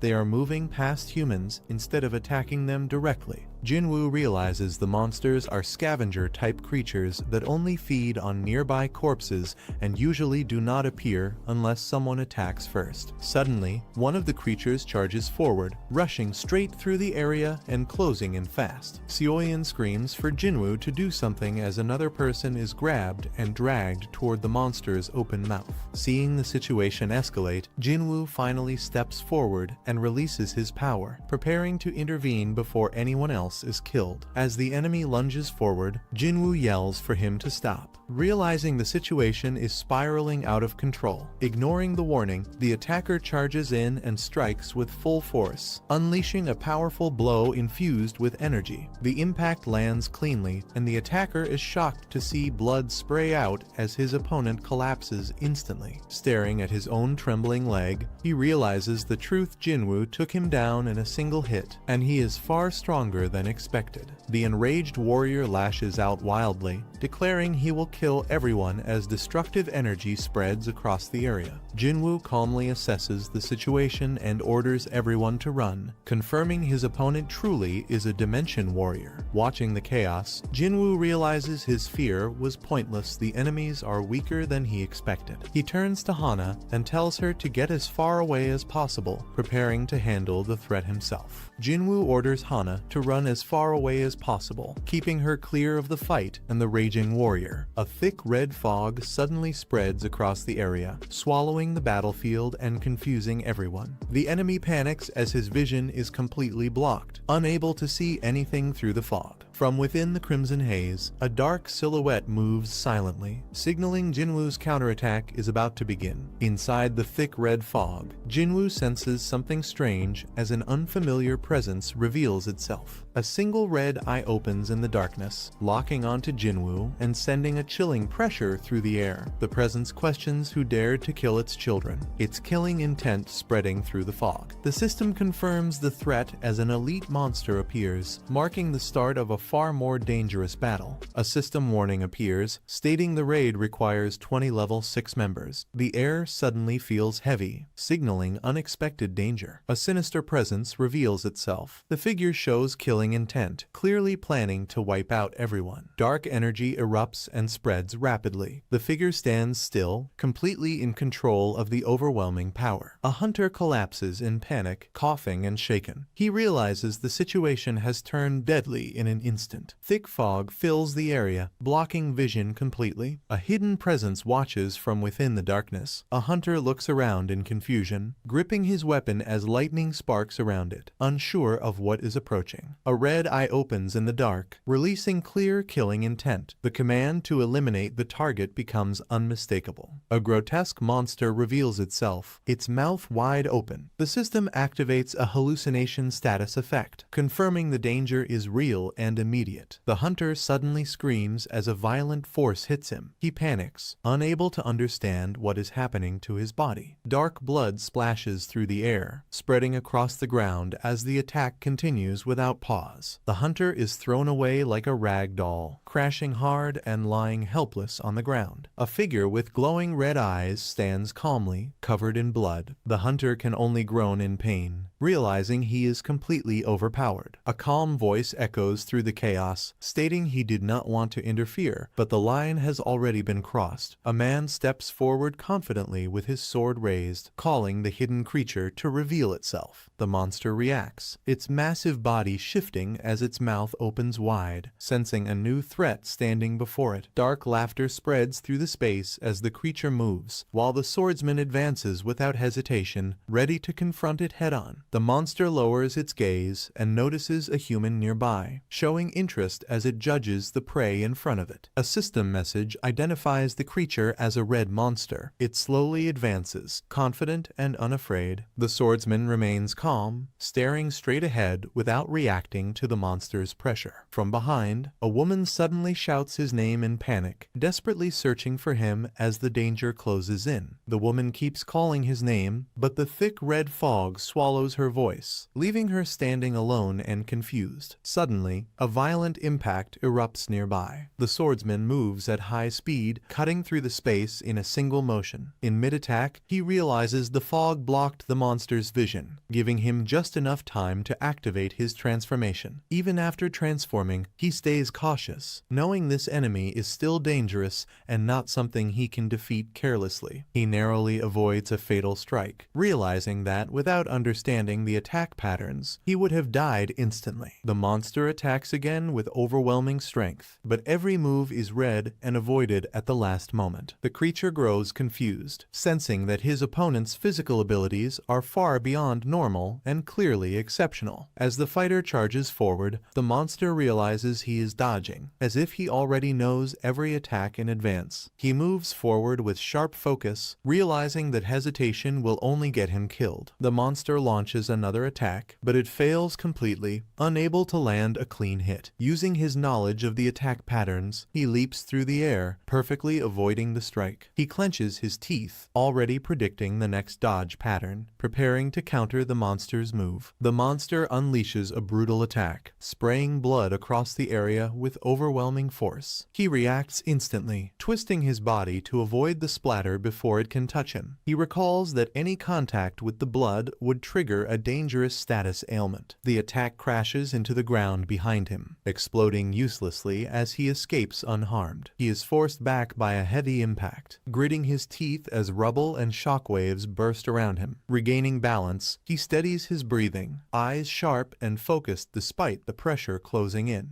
The monster restrains itself with its own massive body, surprised that its attack was dodged so cleanly and acknowledging his evasion ability. Even while praising him, the monster remains confident, making it clear the battle is far from over and the real danger is still ahead. The monster mocks him, believing that attacks which cannot land are meaningless. He stays calm, steadying his breath and reassuring himself despite the pressure. He declares his intent to finish the fight, activating a talisman as power gathers in his hand. A system warning appears about equipment limits, but another effect reduces the requirement, allowing him to equip the item and prepare his next move. System notifications activate as powerful gear equips one after another, covering his body in high-grade armor and a helmet. Additional set options unlock, and special effects activate, enhancing his speed and overall combat ability. Now fully equipped, he stands firm, acknowledging that buying these items earlier was the right decision. He apologizes inwardly for using a rare talisman, but accepts it was necessary, preparing himself to end the fight at full strength. He steels his resolve, reminding himself that he will keep his promise no matter what happens. Activating the swiftness effect, his body blurs as he bursts forward at extreme speed. He rockets through the air like a flash of light, closing the distance in an instant. His foot slams into the ground with crushing force, cracking the floor as he prepares to launch his decisive attack. He launches himself straight upward, his body cutting through the air at terrifying speed. His eyes lock onto the target, focus sharpening as all his power gathers into a single strike. The sudden movement catches the monster off guard, its eyes widening in shock as he closes in. The monster roars in rage, finally realizing it has lost control of the fight as the decisive clash begins. He closes in at full speed, twisting his body midair to line up a clean strike. His attack lands directly on the monster, cutting deep before it can react. Without stopping, he follows up with another blow, driving the pressure forward and refusing to give space. His eyes stay locked and steady, pushing the assault non-stop as the monster is forced completely on the defensive. The monster swings back with force, trying to stop the assault, but the attack only barely connects. A heavy impact erupts as the blow lands, sending shockwaves through the air. The monster clicks its tongue in frustration, realizing its counter did not work as intended. Without giving time to recover, he pushes forward again, continuing the attack at full speed. A system message activates a powerful set option as energy surges violently around him. His body moves in a sharp, controlled arc, releasing a force far stronger than before. The monster realizes he still has hidden techniques left, sensing the sudden change in pressure. Enraged and cornered, the monster lashes out in fury, but the balance of the fight has already shifted. He recognizes the monster's movement and realizes it is preparing its final attack pattern. Massive waves of power spiral through the air, surrounding him from every direction with no clear escape. The monster charges forward, confident that this attack cannot be avoided. Gritting his teeth, he braces himself, deciding to endure the assault head-on to survive the final exchange. The monster's fog swirls violently, tightening into a deadly vortex meant to trap and crush him. At the same moment, a system effect activates. Wind energy erupts around him, merging with his movement. A powerful gale is triggered, ripping through the battlefield and blowing the poisonous fog apart. The monster's eye widens in shock as it realizes the fog has been completely countered and the situation has turned against it. He quickly analyzes the monster's abilities, realizing it has 4 skill patterns: dodging, blood splatter, needle attacks, and poisonous fog. After using all of its patterns, the monster briefly falls into a confused state and becomes unable to act. He knows this confusion lasts only a very short moment, before the cycle restarts even stronger than before. Seeing the opening, he charges forward. Understanding this brief window is his only chance to win. The monster finally realizes the danger and tries to react, panic flashing across its face. A pillar of light drops as the opening appears. The monster is frozen in place, unable to move. He grips his sword tightly and brings it down with full force, aiming straight through the target. With cold certainty, he reminds the monster of his warning as the decisive strike lands, ending the fight. Investigation yields no CCTV leads or witnesses. Xian Zhang finds the lack of evidence unnervingly professional. He refuses to re-interview Yong Jinwoo due to his broken mental state. Trauma from losing both arms has rendered the witness completely unresponsive. Jinwoo remains paralyzed by trauma, leaving the investigators with no useful information. The team suspects Kim Hana may be hiding the truth and considers intercepting her at the broadcasting station. Xian Zhang warns that Kim Hana is backed by Gracia, a revelation currently causing an uproar among Korean players. Public tension rises as a mysterious, high-profile individual arrives to conduct a private one-on-one interview with her. Gracia arrives amidst intense media scrutiny and flashing cameras. He introduces himself, projecting an aura of immense power and authority. Reporter Kim Hana formally greets him, appearing visibly tense during the meeting. Xian Zhang warns his team to avoid provoking such a dangerous individual. Xian Zhang identifies Gracia as the world's strongest player following Phantom's disappearance. He warns that Gracia's overwhelming power poses an existential threat to the entire player alliance. The aftermath of a brutal encounter is shown, leaving a blood-soaked room in its wake. A witness is shocked to realize a forbidden player PK has occurred in the real world. The victim protests, claiming Gracia strictly prohibited player killing to prepare for the upcoming invasion. He warns of the dire consequences if Gracia discovers the crime, but the assailant dismisses the threat. The attacker brutally strikes, taunting the victim to call upon Gracia for help in his final moments.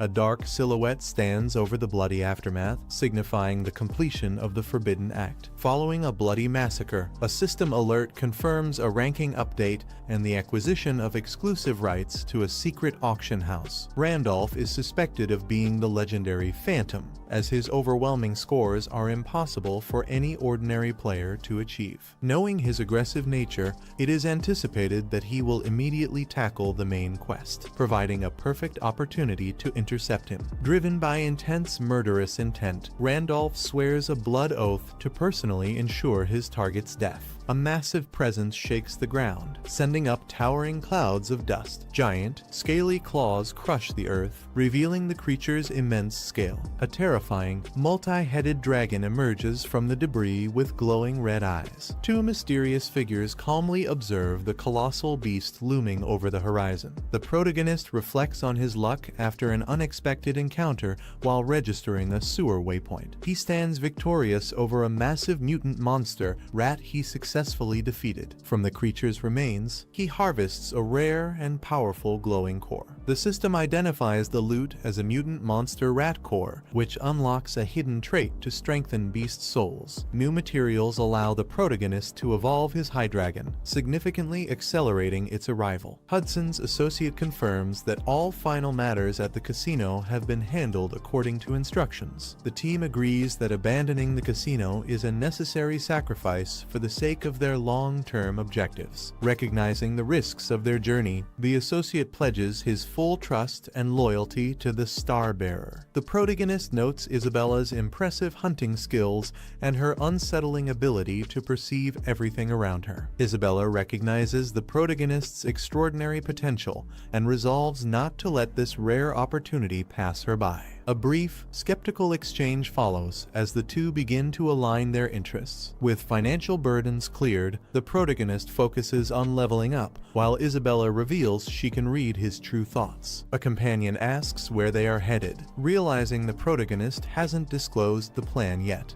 The protagonist reveals they are searching for a masterpiece with the power to grant wishes. He identifies the Tower of Spirits as their goal to fulfill a request and begin his next major quest. The team moves toward a luminous, sun-drenched forest where their next objective awaits. The group arrives at a luminous forest filled with a strange, magical aura. Unimpressed by the surroundings, the associate notes that the area appears to be nothing more than a common forest. The protagonist quickly dismisses this skepticism, insisting that the location is far from ordinary. He reveals they are in Basrock Forest, the entrance to the Tower of Spirits where the legendary spirit tree grows. The protagonist explains that a spirit tree acts as a temporary gateway, possessing the power to bridge the world to the spirit realm. He notes that the specific path leading toward the Tower of Spirits only becomes accessible during the moments of dusk. Sensing trouble upon reaching the landmark, he pauses to inspect the tree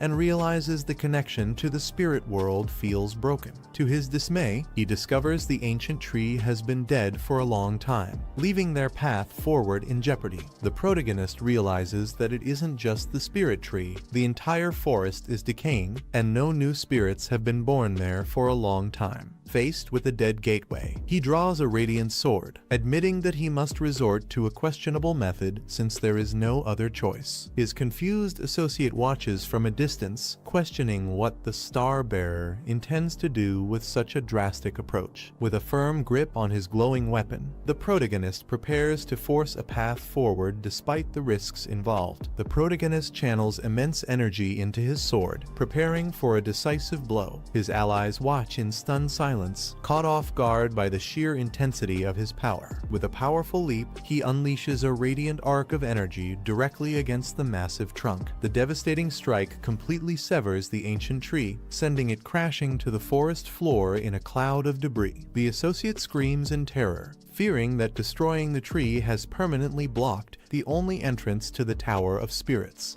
Just as despair sets in, a brilliant, cross-shaped light erupts from the severed stump, illuminating the entire forest. A hand reaches toward the glowing center, indicating that felling the tree was the necessary trigger to activate the hidden mechanism. The intense energy beams skyward, confirming that the Star-Bearer's gamble successfully forced open the gateway to their destination. A high-speed projectile strikes without warning as the group prepares to proceed. Isabella reacts instantly, shielding the associate from the lethal energy blast. She grinds to a halt after parrying the strike, visibly strained by its overwhelming power. A mysterious centaur archer emerges from the shadows, commending Isabella for successfully blocking his attack. The forest's master reveals himself as a level 9 high dryad, an intimidating being with pointed ears and distinct tribal markings. Isabella and Hudson are paralyzed with shock as they realize the magnitude of the entity now looming over them. The Dryad admits he initially mistook them for harmless travelers and planned to let them pass through the forest in peace. His calm turns to intense fury as he condemns the group for their unforgivable act of cutting down the sacred spirit tree. Dozens of level 7 forest guardians emerge from the trees surrounding the group and mocking their lack of fear. Isabella quickly assesses the dire situation, realizing they are outnumbered by at least 50 enemies. Realizing they stand no chance in a direct fight, she resolves to ensure the Star Bearers escape at any cost. The protagonist steps forward to confront the High Dryad, demanding it direct its anger solely toward him as the one who cut down the tree. The protagonist justifies felling the spirit tree, claiming it was the only way to lure the elusive guardians out of hiding. He attempts to initiate a conversation, asking the High Dryad to come down and talk reasonably. Blinded by rage, the guardian flatly refuses and prepares a powerful counterattack against the intruders. The protagonist challenges the Dryad's resolve, questioning if they would truly rather watch their forest perish than listen to the truth. The High Dryad is left stunned by the protagonist's bold and unexpected proposition. Stepping forward, the protagonist confidently declares his intent to restore life to the decaying forest. He warns that without the birth of a new spirit, the forest's total collapse is inevitable. He offers to provide a spirit in exchange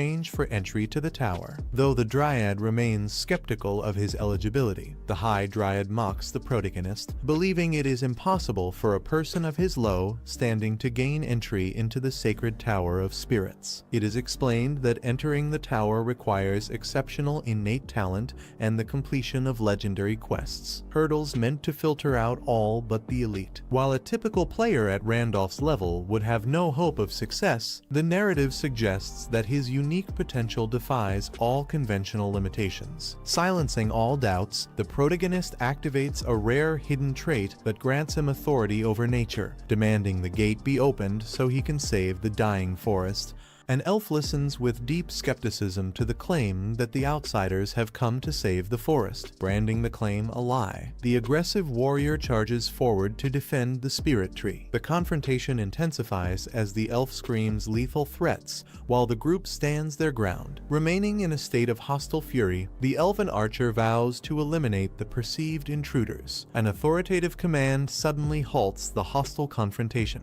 The abrupt interruption leaves both parties visibly stunned. A figure swiftly descends from the trees, shifting the dynamic. Relenting, the elven warrior sternly warns the protagonist to honor his commitment. The protagonist confidently reaffirms his commitment to restoring a spirit to the forest. Doubting his success, the elven warrior decides to spare him only until his inevitable failure. The warrior then commands the group to follow him deeper into the woods. They set off together through the sun-drenched forest to complete their mission. The party arrives at a clearing where the remains of a stone spirit lie in a massive pile of boulders. The elven warrior explains that since the forest is dying, these remains are the only way to unlock the tower's gate. He issues a lethal warning, stating that the protagonist will be sacrificed to the woods if he fails the mission. Unfazed by the threat, the protagonist questions what the outcome will be once he successfully completes the task. The elf promises a significant reward if the mission succeeds. A sub-quest triggers, outlining both the potential rewards and the lethal stakes. Preparing for action,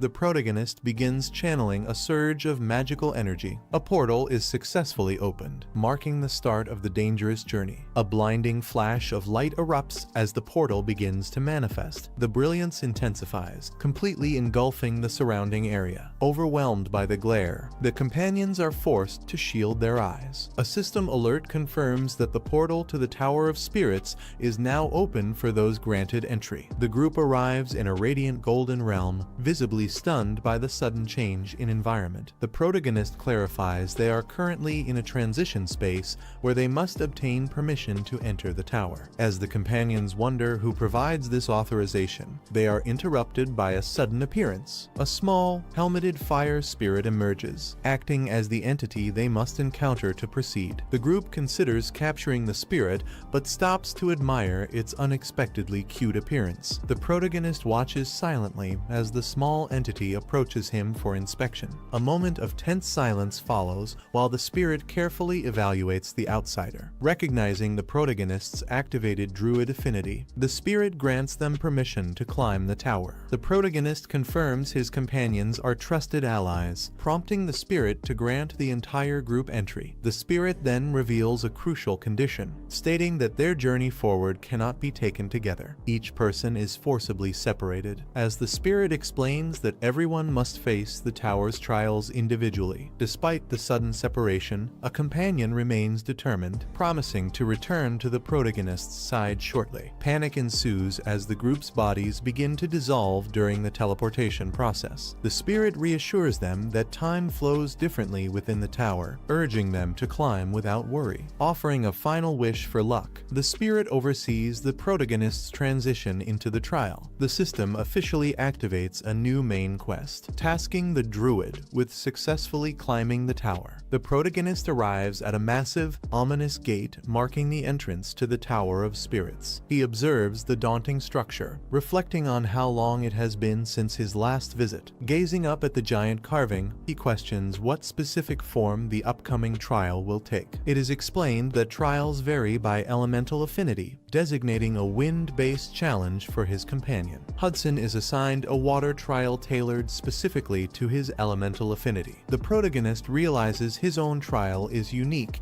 because he possesses an affinity for every element. The stone gate pulses with energy as it senses the protagonist's overwhelming and rare power. The tower expresses amazement at his ability to harbor conflicting elements that normally cannot coexist. The protagonist identifies his challenge as the Trial of Chaos, a unique test stemming from his rare void element affinity. The massive gate opens with a blinding flash, officially initiating an unprecedented trial that has never been attempted before. Stepping into the light, he is cautioned to remain vigilant as he ventures into uncharted territory. He enters a vast, empty space under the final warning that failure to withstand the chaos will result in his permanent disappearance. Entering the Trial of Chaos, the protagonist reflects on his long history with the world of Pangenia. He recalls his 5 years of dedicated gameplay, having mastered more of the game's lore than anyone else. Despite his vast expertise, he admits that the game still hides countless mysteries and unexplored depths. Motivated by the allure of the unknown, he prepares to face the extreme difficulty of these mysterious regions. Driven by a love for discovery, the protagonist embraces the mystery of the uncharted trial. He draws his blade, determined to conquer a challenge that has never been opened before. With a resolute declaration, he leaps into the fray, aiming to become the first to clear the trial. Upon entering, he is met by a mysterious, long-haired figure waiting within the depths of the chaos. A formidable, silver-haired warrior reveals himself as the opponent within the trial. The protagonist is shocked to recognize the figure as Wilhelm, a character he personally raised and developed. He reels in disbelief, questioning how his own creation has manifested as a lethal adversary. The battle begins instantly as the two engage in a violent, high-speed clash of blades. Wilhelm's overwhelming speed and power catch Randolph off guard, forcing him to endure a devastating opening assault. Pushed to his absolute limits, Randolph barely manages to withstand the silver-haired warrior's relentless and lethal pressure. He grapples with the irony of the situation, realizing he must now find a way to conquer the very rank 1 character he spent years developing. The confrontation peaks as their weapons collide in a massive explosion of energy, leaving Randolph to wonder if securing a victory is truly possible. A spinning blade whistles through the air, marking the beginning of a relentless and even more dangerous offensive. Randolph stares in shock as he finally understands the true, overwhelming nature of the opponent he must face. A shadow figure with glowing red eyes looms over him, representing a trial designed to be completely impossible for any player. A massive explosion of light engulfs the battlefield, leaving him to marvel at the game's brutal and insane level of difficulty. The sword slams into the ground with a heavy impact, dust and debris exploding outward from the strike. System messages confirm his equipment remains intact, with armor, helmet, and shoes still active after the clash. He realizes the blade failed to cut through the enemy's arm completely, meaning the monster's attack power is not enough to break his defense. Studying the enemy's build, he compares it to known opponents and concludes that its stats are closer to a weaker benchmark than expected. Multiple system effects activate at once. The set option, swiftness, and synergy buffs trigger together, surrounding him with powerful wind pressure. Using the amplified force, he launches upward, his speed and movement fully enhanced. With these effects active, fear no longer has a place. A violent impact follows as he dives down, the attack crashing with explosive force and shaking the battlefield. As the dust settles, a new figure stands revealed. Calm and composed, he shows no damage, proving the attack failed to break his defense. The white-haired man narrows his eyes, instantly sensing the incoming attack and preparing to counter. The red-armored fighter spins mid-air, channeling all his momentum into a downward sword strike aimed straight at his opponent. The blade slams into the ground with crushing force as the blue-armored man braces himself, his footing cracking under the impact. The collision sends shockwaves through the battlefield, dust and debris erupting upward as both fighters are forced into a direct power clash. The white-haired man lies against the shattered ground, silently staring upward as he steadies his breathing. He calmly speaks, questioning whether his opponent has returned to reclaim the glory of his past. Hearing those words, the red-armored fighter's expression tightens in shock, unable to hide his confusion. Before he can react, a sudden counterattack lands. The realization hits him mid-impact what seemed impossible has just happened. The white-haired man slowly raises his hand, forming a strange gesture as if preparing a technique instead of defending. The red-armored fighter lunges forward in anger, shouting in confusion and smashing his fist down with full force. The impact lands directly, blood spraying as the white-haired man's body takes the hit head-on without dodging. Staring back with burning eyes, the white-haired man endures the blow, while his opponent explodes in rage, accusing him of being a fake as the fight turns even more brutal. Blood streams down the white-haired man's face as he staggers, barely keeping himself upright after taking another heavy blow. The red-armored fighter steps in without hesitation, pressing the advantage and striking while his opponent is still exposed. A system alert flashes as he quickly activates an HP potion, crushing it in his hand to trigger its effect. Green light surrounds his body as his wounds rapidly recover. Standing tall again, he finishes the potion calmly, fully restored and ready to continue the fight. He swallows the last potion, green light still lingering around his body as the healing effect finishes activating. Regaining his composure, he notes that stocking up on potions beforehand was the right call, especially using the money earned earlier. Across the battlefield, the white-haired man steadies himself as dark energy ripples around him, his gaze sharpening with renewed focus. He admits that without those preparations, the outcome would have been disastrous, as both fighters lock eyes again, ready for the next exchange. He admits that without those preparations, the outcome would have been disastrous, as both fighters lock eyes again, ready for the next exchange. The scene shifts outside to a tall building under a clear sky, signaling the end of the intense confrontation. Inside, the interview room falls quiet as the interviewer formally concludes the meeting. She remarks that the journey must have been difficult, acknowledging the effort it took to reach this point. The man leans back calmly and offers his thanks, bringing the interview to a composed and controlled close. The man calmly replies that the trip wasn't difficult, then reveals that now the interview is over. He has a personal question to ask. Surprised, the reporter turns toward him as he clarifies that it's a simple question meant specifically for her. He brings up the article she wrote about the mysterious man who rode atop the monster, referencing the exclusive report she published. Leaning forward, he asks her to tell him everything she knows about that man, insisting on every detail she witnessed that day without leaving anything out. The battlefield is left in ruins, bodies bodies scattered across the cracked floor as blood stains the surrounding walls. Dust and wind continue to swirl through the area, revealing the scale of destruction left behind after the clash. From above, the aftermath becomes clear. Fallen enemies lie in a wide circle, all cut down in a single exchange. At the center, the red armored fighter remains standing, leaning on his sword and catching his breath, the sole survivor of the carnage. The red armored fighter steadies himself and wonders how much time has passed, realizing he has already defeated dozens of enemies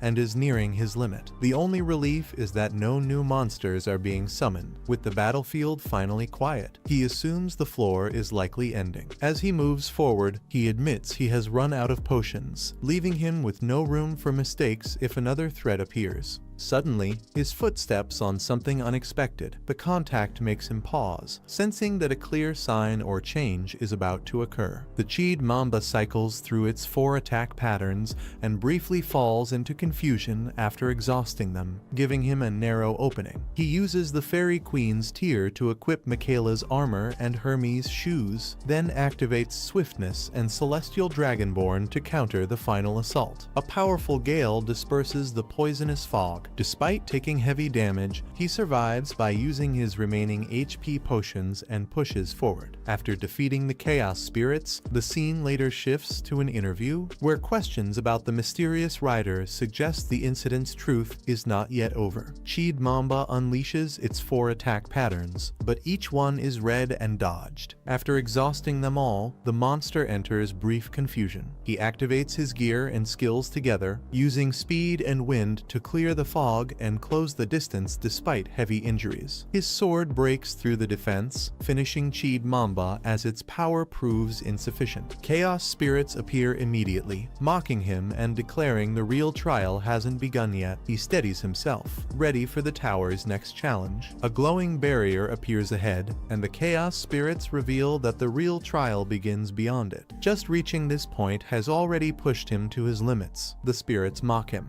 saying the earlier battle was never meant to be cleared and questioning whether he can endure what comes next. They warn him that beyond the barrier are not 1 or 2 enemies, but hundreds far stronger than anything he has faced so far. As countless figures emerge, all identical and waiting, the truth becomes clear. The true trial of the tower has finally begun. The Chaos spirits surround him and demand he give up, insisting he will never clear the tower and warning that continuing forward means certain death. They tempt him with an offer, proposing a contract if he surrenders, promising safety and rewards in exchange for abandoning the trial. The deal escalates as they offer rare equipment locations and powerful chaos-type skills, claiming they can grant him unmatched strength. Ignoring the temptation, he walks straight toward the barrier, sword in hand, choosing the trial over shortcuts as the tower's true challenge looms ahead. The Tower of Spirits reveals its rules. Each trial grants a different spirit egg. Fire grants a fire spirit egg. Wind grants a wind spirit egg. And hatching an egg allows a contract with that spirit. He realizes he entered the trial of chaos, a path never opened before. Naturally, he assumes the clear reward should be a chaos spirit egg. Spirit eggs are extremely rare, and a chaos spirit egg should be a top-tier reward. However, the spirit's desperation to form a contract makes him suspicious. Looking beyond the door, he concludes there may be a reward even greater than a chaos spirit egg waiting ahead. The chaos spirits shout for him to turn back, calling his decision foolish and warning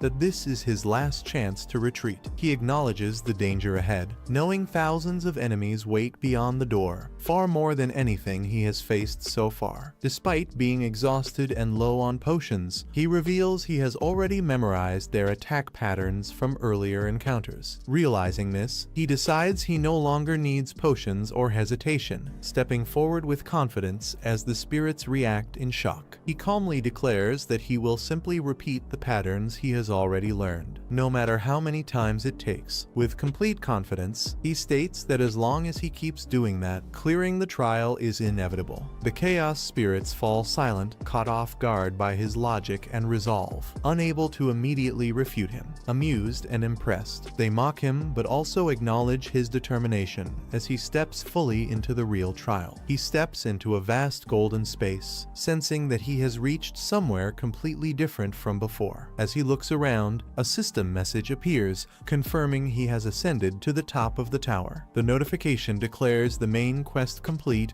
and begins calculating the results of his trial. Realizing the impossible journey has truly ended, he stands still, waiting to see what reward awaits him next. A spirit appears and congratulates him for successfully climbing the tower, acknowledging his achievement. The spirit explains that his companions are safe and confirms his success without conditions. It reveals the truth. If he had accepted the Chaos Spirit's contract, he would have been trapped serving them forever, proving he made the right choice by refusing. The shadows tempt him to quit, but he ignores them and walks toward the barrier. After enduring endless chaos and memorizing every pattern, he steps through calmly. Light erupts, the quest completes, and the Tower of Chaos is cleared. The spirit confirms his victory as the Chaos reward finally appears. The Chaos spirits mock him and offer a contract if he gives up. He ignores them and steps forward, choosing to face the trial head-on. The tower traps him in endless illusions, but he memorizes every pattern and repeats his movements without relying on potions. After countless repetitions, the chaos collapses. The system announces that he has cleared the Tower of Chaos.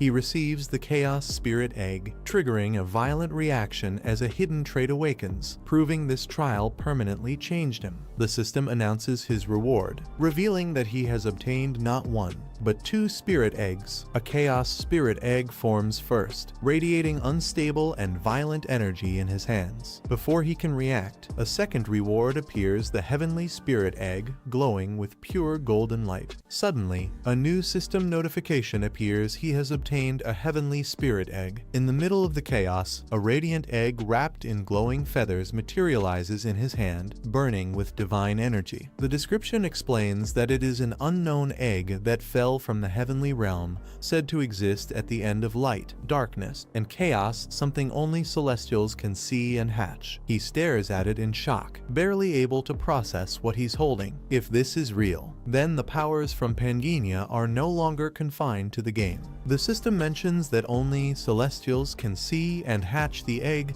the heavenly race that resides in the heavenly realm. His mind races. If he obtained it, does that mean his hidden trait is connected to the heavenly race? Maybe heavenly isn't just a title, but proof of something deeper. Still unsure, he asks if anyone knows what the egg truly is. The only response he gets is that it's clearly no ordinary item. Then another presence reacts. The Spirit Kings are showing interest in it, and that realization makes his expression turn serious. This egg is far more important than he thought. The Spirit Kings, some of the strongest beings in existence, and the key mediators of Pangea, are showing interest in the egg, realizing that he understands this item holds tremendous value. For now, he can't figure out what kind of egg it truly is. The system confirms that the Heavenly Spirit Egg has been stored in his inventory, and he decides he'll hatch it later to uncover the truth. Then a massive notification appears. Main Quest 3, Climb the Tower completed. He has become the first ever to conquer the Tower of Chaos, an unprecedented achievement. Total score, 240 points. The Hall of Fame will be updated. One by one, constellations react. Luck, Adventure, even a Cursed Constellation, and the Guide of Black Light. All of them upgrade his rewards. The owner of the Heavenly Spirit Egg has officially caught the attention of the stars. More constellations begin showing interest, even those connected to Drawnit's sanctuary. He realizes these aren't ordinary beings, they're the constellations of the 100 Stars Temple. To think that 5 of those high and mighty existences would take notice of him, it's overwhelming. One after another, notifications stack up, each upgrading his rewards. The constellations of the 100 Stars Temple are powerful entities who play major roles in Pangea. Similar to the Spirit Kings, their influence stretches across the entire setting. From a player's perspective, staying on their good side side is crucial. They can assign special quests directly or boost the rewards depending on how well you perform, and now their eyes are on him. He remembers that in the game's setting, the constellations loved dramatic human stories. Seeing how things unfolded, he realizes they must have enjoyed the trial of chaos, something never shown before in Pangenia's history. Because of their interest, the grade of his rewards is being transcended. The system announces that he can now choose 2 rewards from 20 listed options. Looking at the overwhelming light of the constellations and the upgraded benefits, he understands that this outcome far exceeds his expectations. Sometime later, Isabella and Hudson also clear the tower and step outside. As the golden light fades, they see a lone figure standing ahead, proof that someone conquered it before them.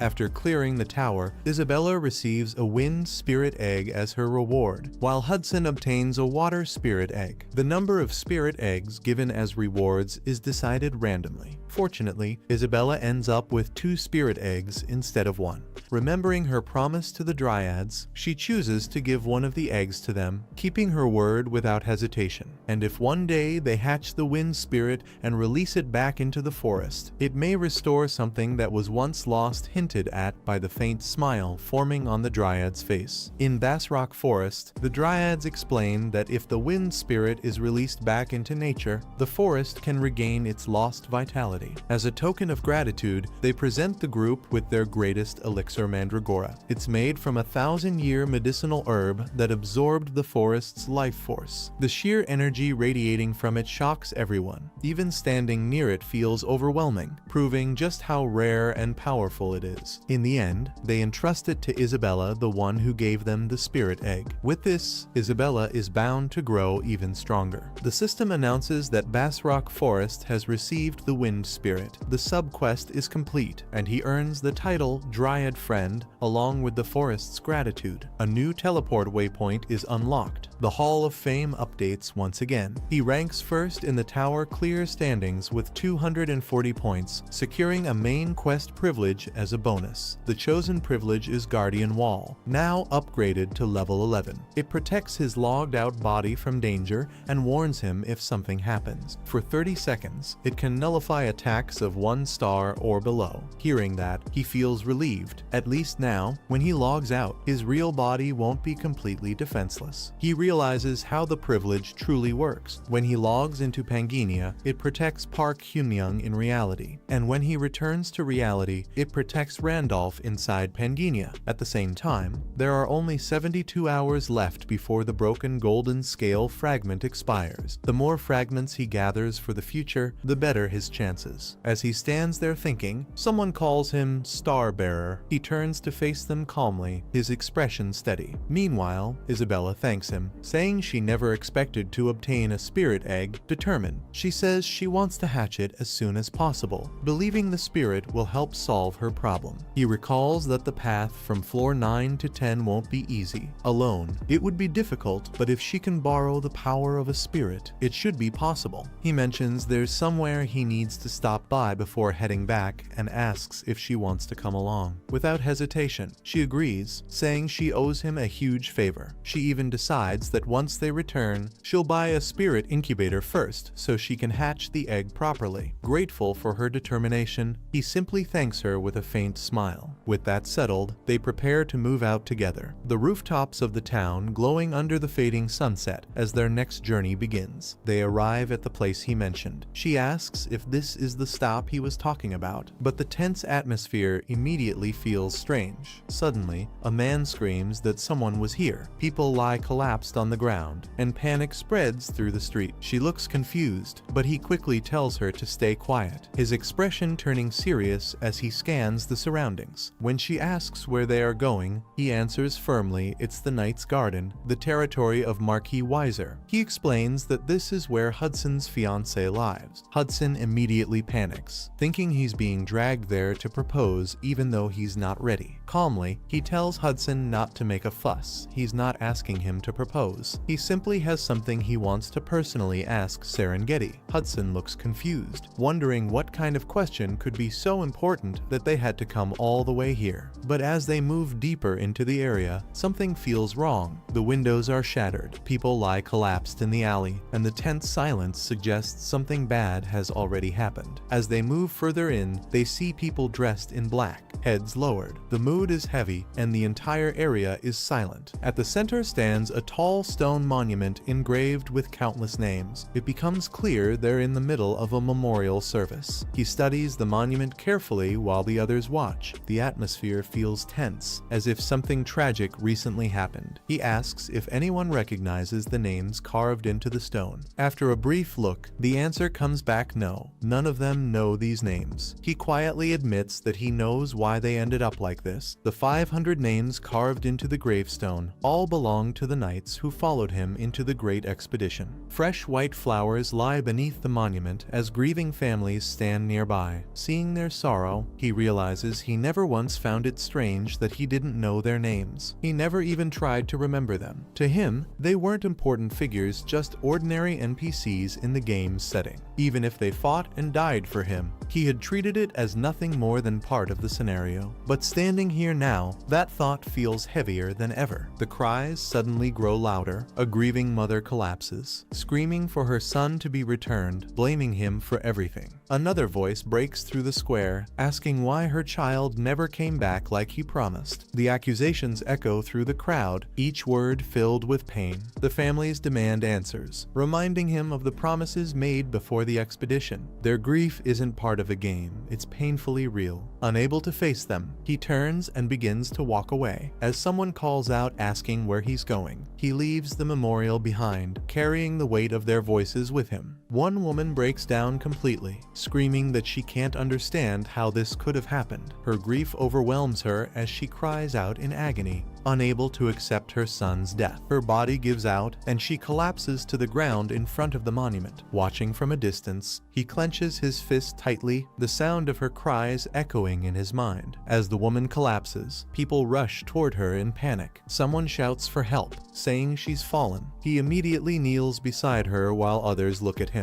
Calling him the Star Bearer, Isabella steps closer, waiting for his decision. Without hesitation, he lifts the unconscious woman in his arms and tells Isabella they're heading to the relief station. They carry her to the Goddess Church relief station, where the wounded and grieving are being treated, the cries of others echoing through the hall. Inside the Goddess Church relief station, the situation is chaotic. Beds are filled, and there are far too many patients for the limited space. He notices that it's not just the number of injured people, it's the lack of staff. Even in one of the top 3 cities of the kingdom, the relief station is severely understaffed. It becomes clear that the problem isn't only the tragedy itself, but how the place is being managed. Something about the system feels wrong. As he observes the situation, a church member approaches with a polite smile and confirms that they are the outsiders who brought Sister May here after she fainted. The church member thanks them warmly, saying they could have just passed by but chose to help. He responds calmly, listening to what the man has to say. With a smiling face, the church member explains that to operate the relief station, they collect donations from visitors. He adds that even a small contribution around 50 gold would be a great help in supporting the patients. Hearing this, he pauses and asks directly if they're charging money for treatment. The atmosphere immediately turns tense. He questions why a relief station run by the Goddess Church isn't funded by the city itself. Donations shouldn't be necessary in one of the kingdom's wealthiest cities. He points out that hundreds of gold circulate daily, yet they're demanding an amount equal to a normal citizen's monthly wage just for treatment. On top of that, wasn't it forbidden to take personal donations? The church member hesitates before admitting they don't have a choice. From now on, they were ordered to collect donations to keep the relief station running. When he asks who gave that order, the answer comes quietly: Priest Andrew. The name immediately sharpens his expression.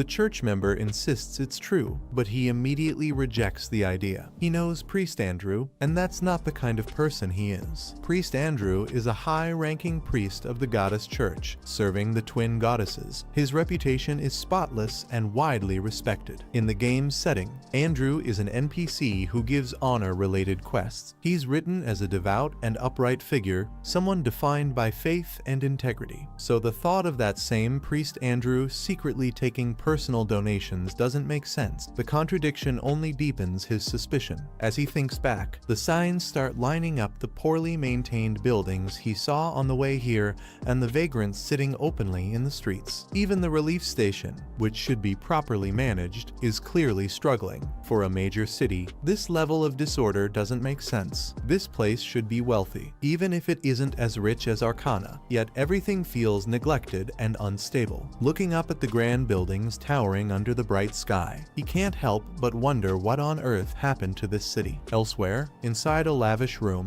a servant nervously warns his lord that he has already had too much to drink. In response, the drunken noble hurls a bottle, smashing it as the servant begs him to stop. The noble shouts at him to shut up and orders the rest of the alcohol to be brought immediately. The man indulging himself without restraint is none other than the lord of the Knight's Garden, Marquis Weiser. Back at the relief station, he states firmly that he needs to speak with Priest Andrew in person and demands to be taken to him. The church staff hesitates, explaining that it will be difficult since many people are waiting to receive treatment from the priest. Ignoring the excuse, he calmly calls out to Hudson, signaling that he has already made up his mind. Hudson steps forward and drops a heavy pouch onto the table. The staff member stares at it in shock, asking nervously what it is. He calmly states that it's a donation 50,000 gold. Then he adds that if they allow him to meet Priest Andrew immediately, he'll double the amount. The staff member freezes in shock. The weight of the gold is reflected in the man's widened eyes, his composure completely shattered. Without hesitation, his tone changes. He quickly offers to escort them to the priest at once, addressing him respectfully as brother. He is led inside, where an elderly priest introduces himself as Priest Andrew and greets him formally. The priest invites him to sit so they can talk, and he agrees without hesitation. Once seated, Priest Andrew mentions that he heard about the large donation made to the relief station. He calmly remarks that it was certainly not a small amount, clearly acknowledging the weight behind the gesture. Priest Andrew admits that he heard about the 50 gold fee required just to receive a donation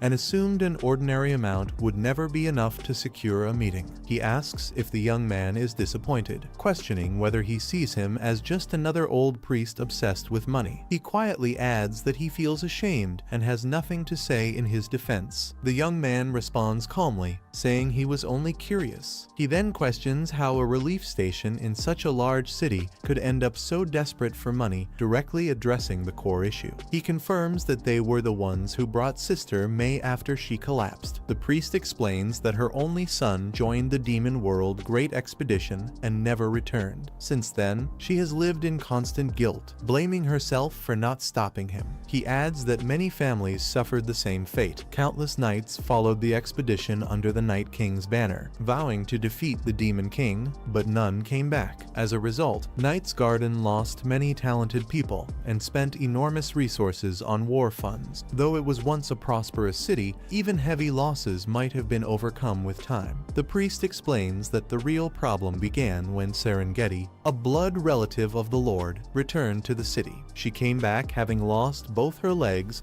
and has remained unconscious ever since, unable to wake despite every effort. Many priests tried to heal her, and the Lord gathered countless rare elixirs in search of a cure, but nothing worked. The constant attempts drained the city's already fragile finances. In his desperation, the Lord lost his judgment and fell into the hands of swindlers. Eventually, the territory was pushed into massive debt, using its own lands as collateral. The priest explains that after everything happened, the Lord fell into despair and bankruptcy. All city subsidies were cut off, leaving leaving this as the only remaining relief station. If it disappears, every patient in the city will be abandoned. Because of that, even people who helped Sister May were asked for donations. They lacked beds, supplies, and manpower, so they had no choice but to demand money to keep operating. The young man listens quietly and says he understands the overall situation. Then he shifts the focus and asks whether Serengeti's unconscious state is caused by mental shock or a physical problem. The priest explains that if it were a simple mental or physical issue, they would have treated it long ago. Instead, Serengeti appears to be in a cursed state one beyond his ability to undo. The young man quietly concludes that it must be a curse. He adds that, like Isabella's case, it might be possible to break it with the blessing of the stars. After hearing everything, he thanks the priest and stands up,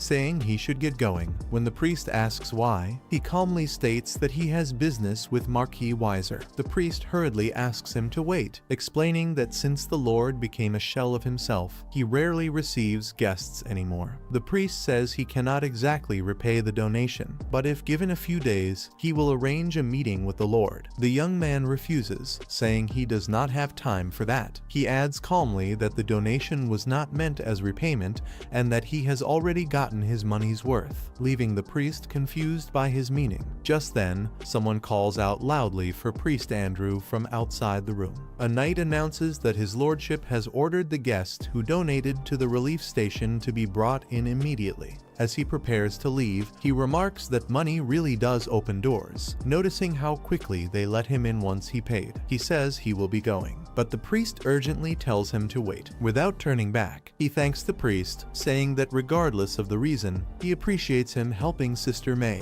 He adds that the donation was nothing to worry about since it was not even his money to begin with. Finally, he clarifies that this was never about the donation, it was about the priest choosing to help Sister May. As he steps toward the door, a faint smile appears on his face. He casually says it's good to see Andrew again. The priest freezes in place, caught off guard by those words. Confused, he repeats the word again, unable to understand what the young man means. Soon after, the young man is escorted to the Lord's estate, where guards stand watch in front of the grand doors. Inside, the once glorious hall feels heavy and silent, a stark contrast to its former prosperity. Marquis Weiser sits alone at a long table, calmly sipping from a cup, his expression unreadable. As he lowers the cup, his sharp gaze narrows slightly, revealing the weight of exhaustion and lingering doubt in his eyes. Marquis Weiser confirms that the man before him donated a massive sum of 100,000 gold to the relief station. He apologizes for summoning him so abruptly and formally introduces himself as the Lord of Night's Garden. While listening, the young man studies him closely, noting how much Weiser's appearance has changed over time. He recalls that Weiser was once a renowned knight who made a name for himself across the continent with extraordinary skill in his youth. Back then, his daughter Serengeti obtained a star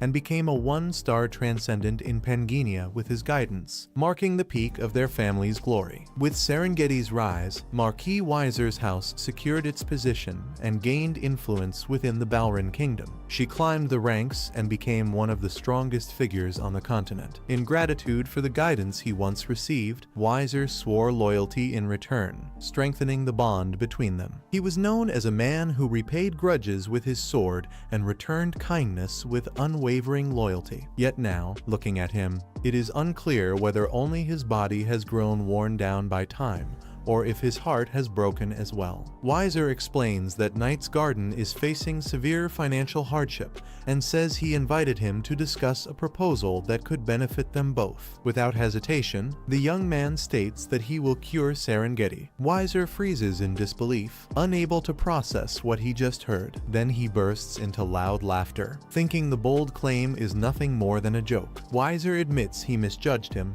thinking he was just another wealthy young master chasing rumors. He says that across the continent, people claim mentioning his daughter's name is enough to make Marquis Weiser open his coffers without hesitation. Accepting the claims seriously now, Weiser asks how much it will cost to cure Serengeti, offering hundreds of thousands in gold, even implying he would hand over his entire territory if necessary. His fist slams down with force, showing he is prepared to pay any price if it means saving his daughter. Overwhelmed with anger and desperation, expression. Wiser demands to know what more he must give to be satisfied, admitting he has already lost too much to deceitful people. Consumed by rage, he orders his men to gouge out the supposed fraud's eyes and throw him out, believing this was all a waste of time. The guards move at once, ready to carry out the command without hesitation. But the young man remains calm and stops them, stating firmly that he does not need money and asking them to listen to him until the end. He calmly explains that he cannot guarantee success, but there is a real chance he can treat Serengeti. Wiser, still suspicious, questions why a stranger would help his daughter without demanding payment. The young man answers that this is both a debt he has come to repay and a debt he has come to collect. Revealing his identity, he declares himself the successor of Wilhelm, the very knight to whom Wiser once swore loyalty. He asks to be taken to Serengeti, saying there is something he must confirm with her, and adds that he will heal the daughter who once sacrificed herself for her master. Wiser mocks him, repeating the claim about being the Night King's successor, laughing as if he has heard the same lie too many times before. He says the continent is filled with imposters who call themselves the Night King's heir, implying the young man is no different. His expression hardens, and in a cold voice, he orders his men to kill him and the two waiting outside as well. As the guards rush in to carry out the execution order, the young man moves first, effortlessly stopping the attack before it can reach him. His gaze sharpens, completely calm despite the chaos erupting around him. A cup shatters in his grip, the cracking sound echoing through the hall like a warning. Without raising his voice, he gives a single command to prepare the place, leaving everyone stunned by his composure and authority. The hall falls silent as fragments scatter through the air, and Wiser stares at him in shock. Unshaken, the young man declares that he will prove his claim. Soon after, they gather in the arena under the open sky, with Wiser watching solemnly as the duel is arranged. The sudden announcement shocks everyone, and they question why a duel is happening so abruptly. Some admit they are unsure of the reason, saying he has always been unpredictable. Meanwhile, the young man stands in the arena calmly, as if even he did not expect things to escalate this quickly. The opponent steps into the arena fully armed, his entire equipment set blessed by high-ranking priests, making it clear he intends to fight with everything he has. He questions once more whether the young man is truly the Night King's successor, warning him to confess now if it is a lie while he still has the chance to save his life. Unfazed, the young man remains silent for a moment, then casually reminds him to keep his promise and protect his identity. With a relaxed smile, he adds that there is no need to spread his name out of embarrassment after losing, showing absolute confidence before the duel begins. With a confident grin, he tells his opponent not to worry, swearing on his honor as a knight that the secret will remain safe. The armored knight wastes no time and launches forward at full speed, determined to test the so-called successor.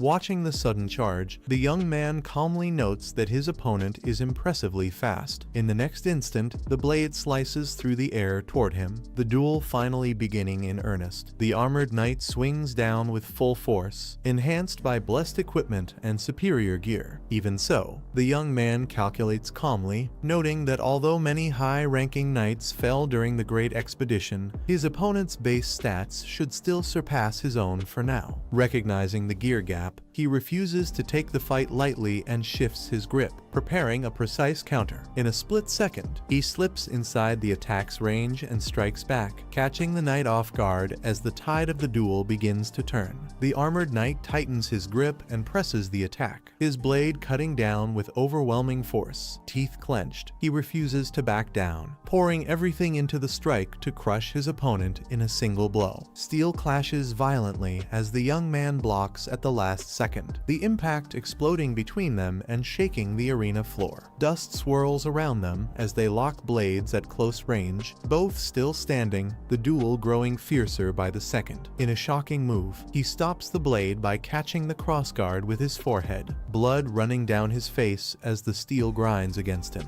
The knight smirks, realizing this isn't a scam or a bluff. The man standing before him is completely fearless. With blood pouring from his head and eyes burning red, he looks up like a madman, refusing to yield even an inch. The knight admits he moves well, but coldly dismisses it as nothing more than a cheap trick as the duel intensifies. The elder recalls countless impostors who claimed to be the Night King's heir, only trying to profit from his legend. But true swordsmanship cannot be copied. Having witnessed the Night King's blade himself, he knows it was something that transcended ordinary human limits. As the duel continues at blinding speed, he watches closely, searching for even a single glimpse of that legendary technique. The knight admits the young man is different from the usual frauds. He has real talent, but talent alone is not enough to be called a true successor. The knight demands he admit his lies and surrender, promising to request mercy from the Lord if he joins their ranks. Bleeding from the head, he mocks the knight's confidence, pointing out that all that pride comes from fighting with a full set of high-grade gear. In the next instant, the knight slams him down with brutal force, driving him into the ground as dust erupts across the arena. But even while pinned, he refuses to break. With a fierce glare, he declares he'll show his own strength too and twists the momentum back into the fight. The knight unleashes the full power of his items, golden energy flaring around him as he tries to overwhelm his opponent with sheer equipment advantage. For a split second, shock flashes across his face as something unexpected happens mid-exchange. The sword is suddenly knocked from his grasp and crashes into the arena floor, dust bursting up as it embeds itself in the ground. In that same instant, the young man activates his own weapon, equipping a new iron sword mid-fall and turning the tide with perfect timing. The spectators are stunned as he suddenly draws two blades at once, attacking with dual swords instead of one. Even the elder is caught off guard, questioning where he managed to obtain weapons like those. With relentless speed, he chains his strikes together, not giving the knight even a moment to breathe. The knight narrows his eyes, realizing the gaps between the attacks are shrinking. His opponent isn't fighting recklessly, he's trying to win through pure speed. The twin blades strike again and again, but sparks fly harmlessly off the knight's armor. They're simply too light to break through. Calmly analyzing the situation, the knight realizes that if his opponent had used a heavy greatsword instead, it might have pierced his defenses despite the slower speed. Instead, these fast dual swords focus on rapid hits, but they lack the raw damage needed to truly threaten him. Confident in his armor and limited defense points, the knight concludes that as long as he guards his vital spots, this speed-based assault won't be enough to bring him down. The knight's eyes widen as he notices something unusual in the middle of the exchange. In a split second, the young man abandons one blade and reaches for another, seamlessly switching weapons mid-combat. With explosive force, he brings the new sword down from above, the sudden change in weight and momentum catching his opponent off guard. Blood streaking down his face, he calmly tells them to watch closely, because now he's about to demonstrate the true swordsmanship of the Night King. A blazing system window appears before him, offering a selection of rare rewards drawn from an elite list of powerful items. Without hesitation, he focuses on a single choice, an evolved version of a simple iron sword that has reached its peak through transcendence. The description reveals its hidden strength, enhanced sword proficiency, soulbound status, and a special effect that activates when paired with other X gear. Though its base stats aren't overwhelming, the real power lies in its broken secondary effects, and he activates it through proficiency correction to unleash its true potential. Realizing he can choose two rewards, he decides to trigger the ultimate set effect by selecting the same X iron sword twice. The system confirms the acquisition, and blazing light engulfs him as the ultimate bonus activates based on the number of X items equipped. Hidden traits unlock one after another, rapidly increasing his weapon proficiency and pushing it to a new level. As his sword mastery reaches the required threshold, he begins reproducing a fragment of the Night King Wilhelm's swordsmanship, drawing directly from the memories embedded within the weapon. With blood still dripping down his face, he lowers his stance and fixes his gaze, his presence suddenly far sharper than before. The knight blocks instinctively, but this time the clash feels different. The force behind the strike is precise, controlled, and far heavier than earlier. In one fluid motion, he twists his body and brings the second blade down, chaining the attack with flawless timing. The rhythm of his strikes changes completely, each movement refined and efficient, as if a master swordsman were guiding his hands from within.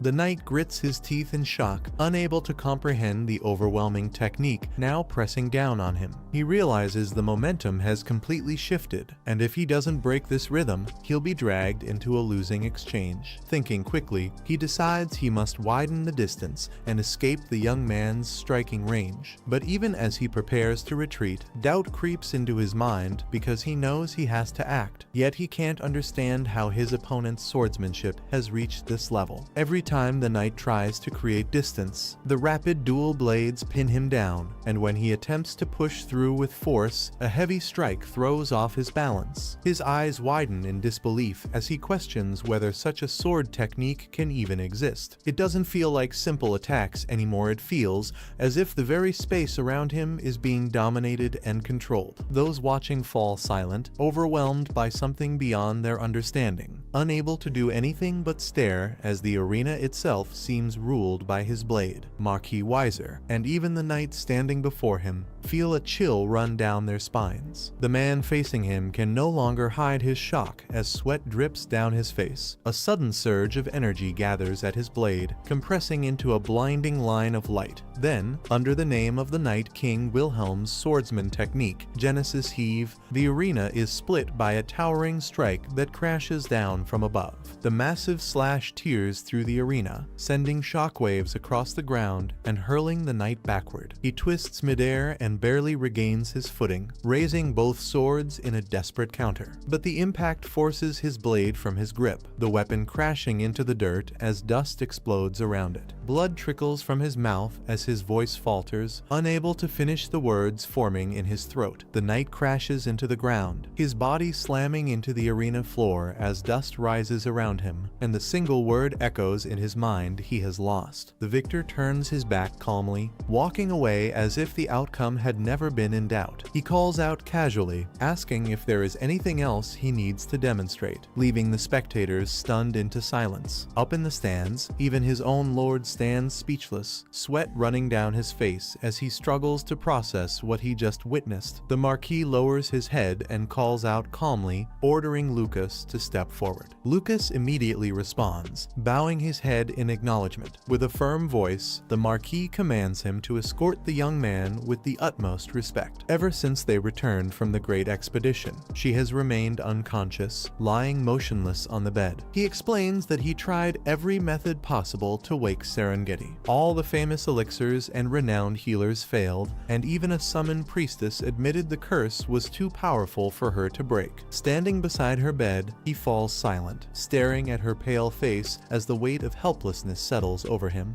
As he approaches her, a hidden trait activates, and his eyes glow faintly, while he confirms that Serengeti is under the Demon King's curse. He explains that if it truly is the Demon King's curse, then ordinary priests or even the Holy Emperor cannot remove it. However, he adds that performing an exorcism using star energy, the power of a star guardian instead of mana, might be able to break it. Though the Marquis places his trust in him, he calmly warns that he is not certain and will only attempt it once. He channels the power of the stars and declares the blessing, golden light pouring down and wrapping around Serengeti's body. The Marquis flinches in shock as the overwhelming star energy fills the entire room. A system message appears, stating that all star energy will be consumed for the attempt. But in the next instant, another notification confirms the harsh truth: there is still not enough star energy to break the Demon King's curse. As the last of the star energy fades, a new message appears: the curse's limit has been lifted temporarily. Golden light settles over her body, and at last, her eyelids tremble before slowly opening. She looks around in confusion, weakly asking where she is as the two men lean over her in shock. Overcome with emotion, the Marquis covers his mouth, his voice breaking as he realizes she has finally awakened. The Marquis rushes to her side in tears, calling out Serengeti's name and asking if she is truly awake. She looks at him weakly and answers faintly, still trying to gather her thoughts. He anxiously asks if she recognizes him, but she tilts her head in confusion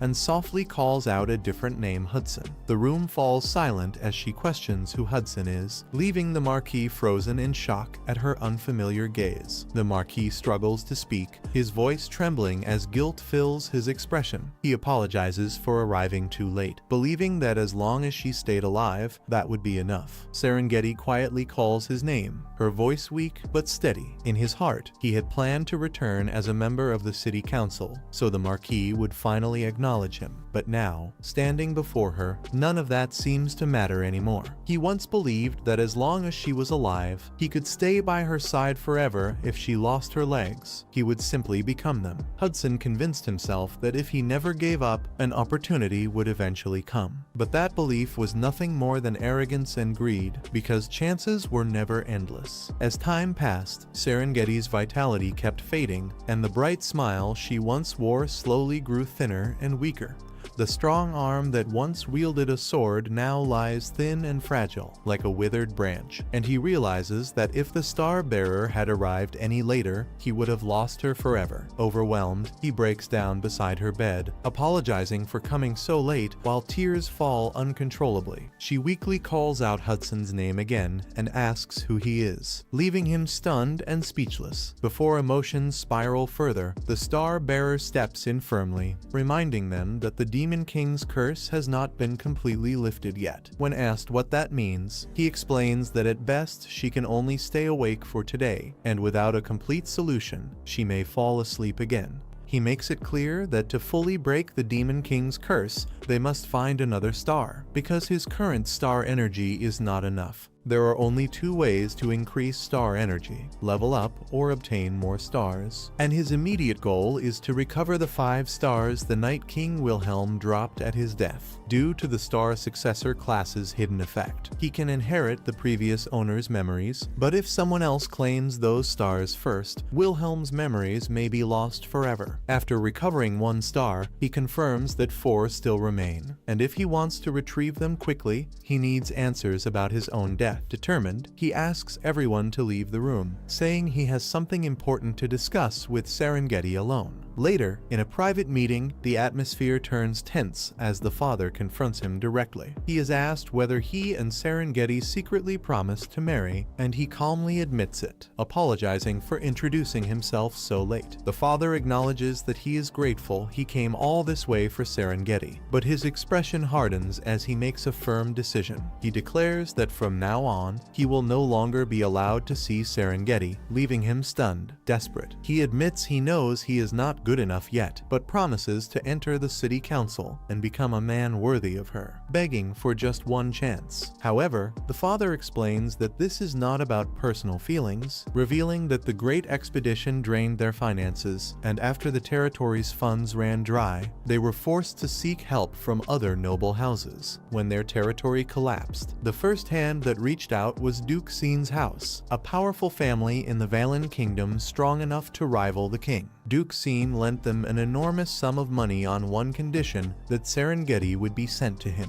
At the time, with no other options and her treatment as the priority, he accepted the offer. He convinced himself that for the sake of Duke Xin's reputation, they would not mistreat a girl they had taken in, even if she never fully recovered. And so, with a heavy heart, he declares that in 1 month, Serengeti will be sent to Duke Xin's house. The father insists that sending her away is an unavoidable decision to protect both the territory and Serengeti, telling him to forget about her as well. After a heavy silence, he steps forward and finally reveals his identity. He declares that he is the successor of the Night King, Wilhelm, and that he came to deliver news of the king's final moments. But Serengeti weakly rejects his claim, calling it a lie and insisting that Wilhelm had no successor. Knowing she would never accept vague words, he speaks honestly, just as a closest aide should. He reminds her of the day she first faced a star, when everything began to change. He reveals that she had always been afraid that if she consumed a star and transcended, she might lose herself and stop being Serengeti. Back then, he could not understand the anxiety hidden inside her, but now he finally sees it clearly. She is shocked, saying that what he mentioned was something only she and Wilhelm should have known. He calmly explains that at the time, he only offered words of encouragement, just as Wilhelm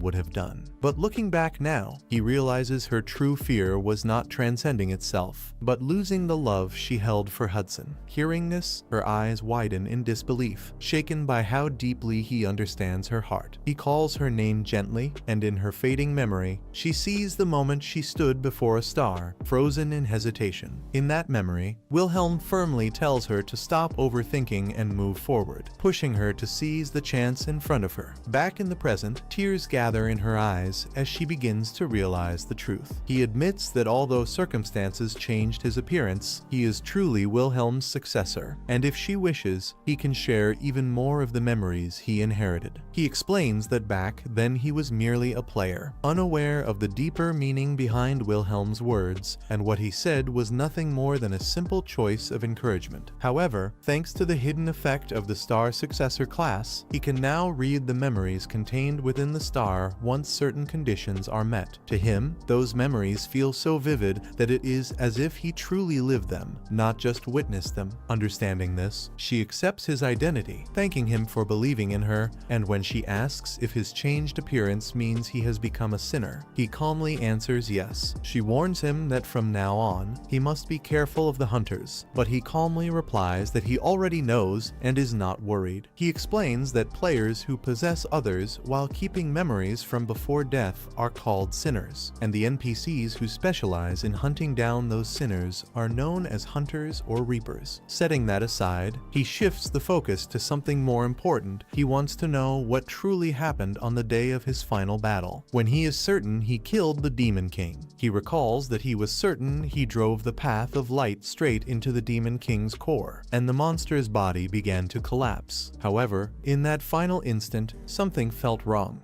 As flames and dark energy clashed around him, everything suddenly stopped, and right after that frozen moment, his consciousness was completely cut off. In the end, it felt like a sudden game over, and just like that, he died. Now, staring at Serengeti, he urges her to tell him the truth about what really happened. He asks her what took place behind his death that day, determined to uncover the hidden part of the story. As the room grows heavy with tension, he waits in silence for the answer that could change everything. The Demon World Great Expedition was led by Wilhelm himself, gathering an unprecedented force of 200,000 elite troops. The soldiers' morale soared as they prepared to become heroes of the first great expedition into the Demon World. Believing victory was within reach, using all the data they had collected, they carefully designed a meticulous operation where no single error was allowed and every variable was accounted for. Everything was perfectly calculated, at least it was supposed to be perfect. Amid the overwhelming purple storm of demonic energy, she stood battered and covered in blood, yet she refused to fall.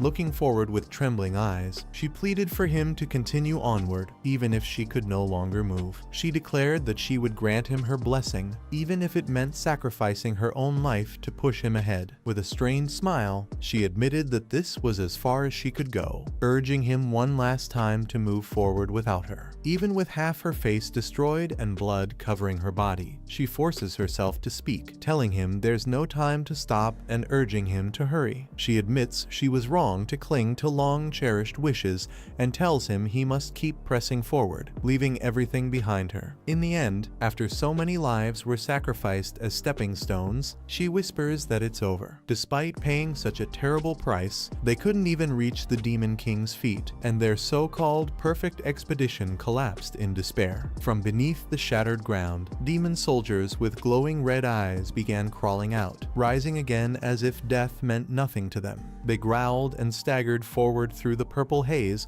their movements unnatural and relentless. He realized something was terribly wrong. The enemy was attacking, as if they already knew every one of their strategies and movements. It made no sense unless there was a traitor among them, someone secretly colluding with the demons from within their own ranks. In the end, their downfall didn't come from the outside, it began from within the expedition itself, as if everything had been doomed from the start. A monstrous demon lunged at him with glowing red eyes and gnashing fangs, closing in before he could react. At that critical moment, he refused to accept defeat, declaring that it wasn't over yet. Then a blinding explosion erupted across the battlefield, light swallowing everything as the clash reached its peak. As the explosion roared, a powerful strike cut through the chaos, stopping the demon's attack in an instant. Through the blinding light, a calm voice spoke, noting that he looked completely exhausted. A figure with a raised sword stood before him and told him to rest for a moment. With steady golden eyes, the warrior assured him that it would all be over soon. As he looked up in shock, he realized who had stepped onto the battlefield: the martial god. The Night King wasn't just a hero. He was like a living god whose presence alone crushed the demon's will. Before him, the demons appeared insignificant, unable to inspire even the slightest fear. With a single strike, he unleashed power so overwhelming that it reshaped the terrain itself, carving through the battlefield as if the world were made of paper. The crushing despair that had filled the battlefield vanished in an instant when that man appeared. With nothing but a single sword, he sliced straight through the overwhelming tide of darkness. His expression remained calm and unwavering, as if the chaos around him meant nothing. Alone beneath the purple sky, he stood like an absolute force, turning what should have been certain defeat into a moment of awe. Even while supporting her injured body, he calmly tells her there's no need for her to push herself, insisting that he has already recovered enough. As they walk through the ruined battlefield, she realizes the horrifying truth. Aside from the wounded who were sent back, they are the only two left alive. Understanding the total annihilation of their forces, he firmly tells her that at the very least, she must survive and return. When he brings up how she kept saying she wanted to see Hudson again, she immediately denies it, flustered despite the devastation around them. Wilhelm reads Serengeti's past memory using his hidden ability and explains the concept of sinners and hunters. The Demon World expedition with 200,000 elite troops was perfectly planned, but they couldn't even reach the Demon King. It felt like betrayal from within. The martial god Night King appeared and changed the battlefield with a single strike, yet the army still collapsed. Only Wilhelm and Serengeti remained. She told him to move forward. A magic circle activated, and everything went black. Wilhelm activates the magic circle and says this game isn't easy, preparing for something drastic. Serengeti panics and calls out to him as he steps forward alone. Wilhelm tells her that when she returns, she should live freely merry, fall in love, and live her life. It's clear he's preparing to sacrifice himself while pushing her to survive and move on. Wilhelm tells Serengeti to live well as she falls, accepting that he might not return. He realizes the expedition will fail, but the Night King saved his life so he could keep living. The battle was so horrific that even if he returned alone, no one could blame him. If he survives, he can return home, meet the person he longs for, and go back to his peaceful life. Wilhelm tells Serengeti that as long as she survives and escapes, that's enough for him. He remembers Hudson, the person he longs to see again if he makes it back alive. In a desperate move, he activates his skill, Position Swap. The sudden activation shocks Serengeti, changing the situation in an instant. A massive purple explosion erupts after the position swap activates. The battlefield goes silent as the smoke clears. Wilhelm looks shocked and calls out Serengeti's name. In the distance, her body lies on the ground unmoving. Serengeti survived the Demon King's trap, but she lost both legs. Thanks to the elixir Wilhelm gave her, she stayed alive. Wilhelm admits that back then he was too immersed in the game and acted without thinking, even pretending dramatically in-game. After the battle, he used an extreme vanishing talisman to hide Serengeti's body, preventing the Demon King from sensing her. Serengeti remembers up to that point, but Wilhelm says what he really wants to know is what happened after that. After Wilhelm hid Serengeti, the Demon King revealed himself immediately. Just as Wilhelm remembered, the Demon King was struck down. But suddenly, everything froze as if time itself had stopped. In that suspended moment, something unnatural was happening beyond their understanding. The Demon King mocks Wilhelm, calling him a monster even as a 5-star transcendent. He says Wilhelm reached this level without any goddess's divine authority. But the Demon King reveals the truth without a goddess. Wilhelm can only destroy his physical body. His essence cannot be erased, meaning the Demon King can't truly be killed. The Demon King acknowledges the Night King's strength and expresses twisted respect. artifact. As a token of respect, he declares he will use the Night King's body as his new vessel. A massive dark vortex forms, pulling everything into it. The Demon King begins transferring himself, aiming to possess the Night King's body. The Demon King mocks the Night King, saying that even a transcendent warrior cannot destroy his true essence without divine authority. He declares he will take over Wilhelm's body as a vessel and opens a massive dark vortex to claim it. Suddenly, a brilliant golden light tears through the battlefield. The goddess Pina appears. The Demon King explodes in rage, accusing her of abandoning the Night King and calling herself a goddess while letting him fight alone. The vortex clashes with divine light, shaking the entire area. Energy spirals violently as the Demon King tries to resist the holy power descending from above. Just as the darkness attempts to consume everything, the radiant light overwhelms it. The battlefield is engulfed in blinding brilliance, marking the turning point of the final confrontation. The Demon King panics as divine light overwhelms him. Enraged, he screams that he will kill Pina and swings his power wildly against the descending holy force. The battlefield shatters under the clash. Wilhelm stands at the center of the storm as darkness and light collide in a final explosion. After that moment, everything goes blank. The survivor admits he has no memory of what happened next. All he knows is this: the Demon King tried to seize Wilhelm's body, and Goddess Pina intervened at the final moment.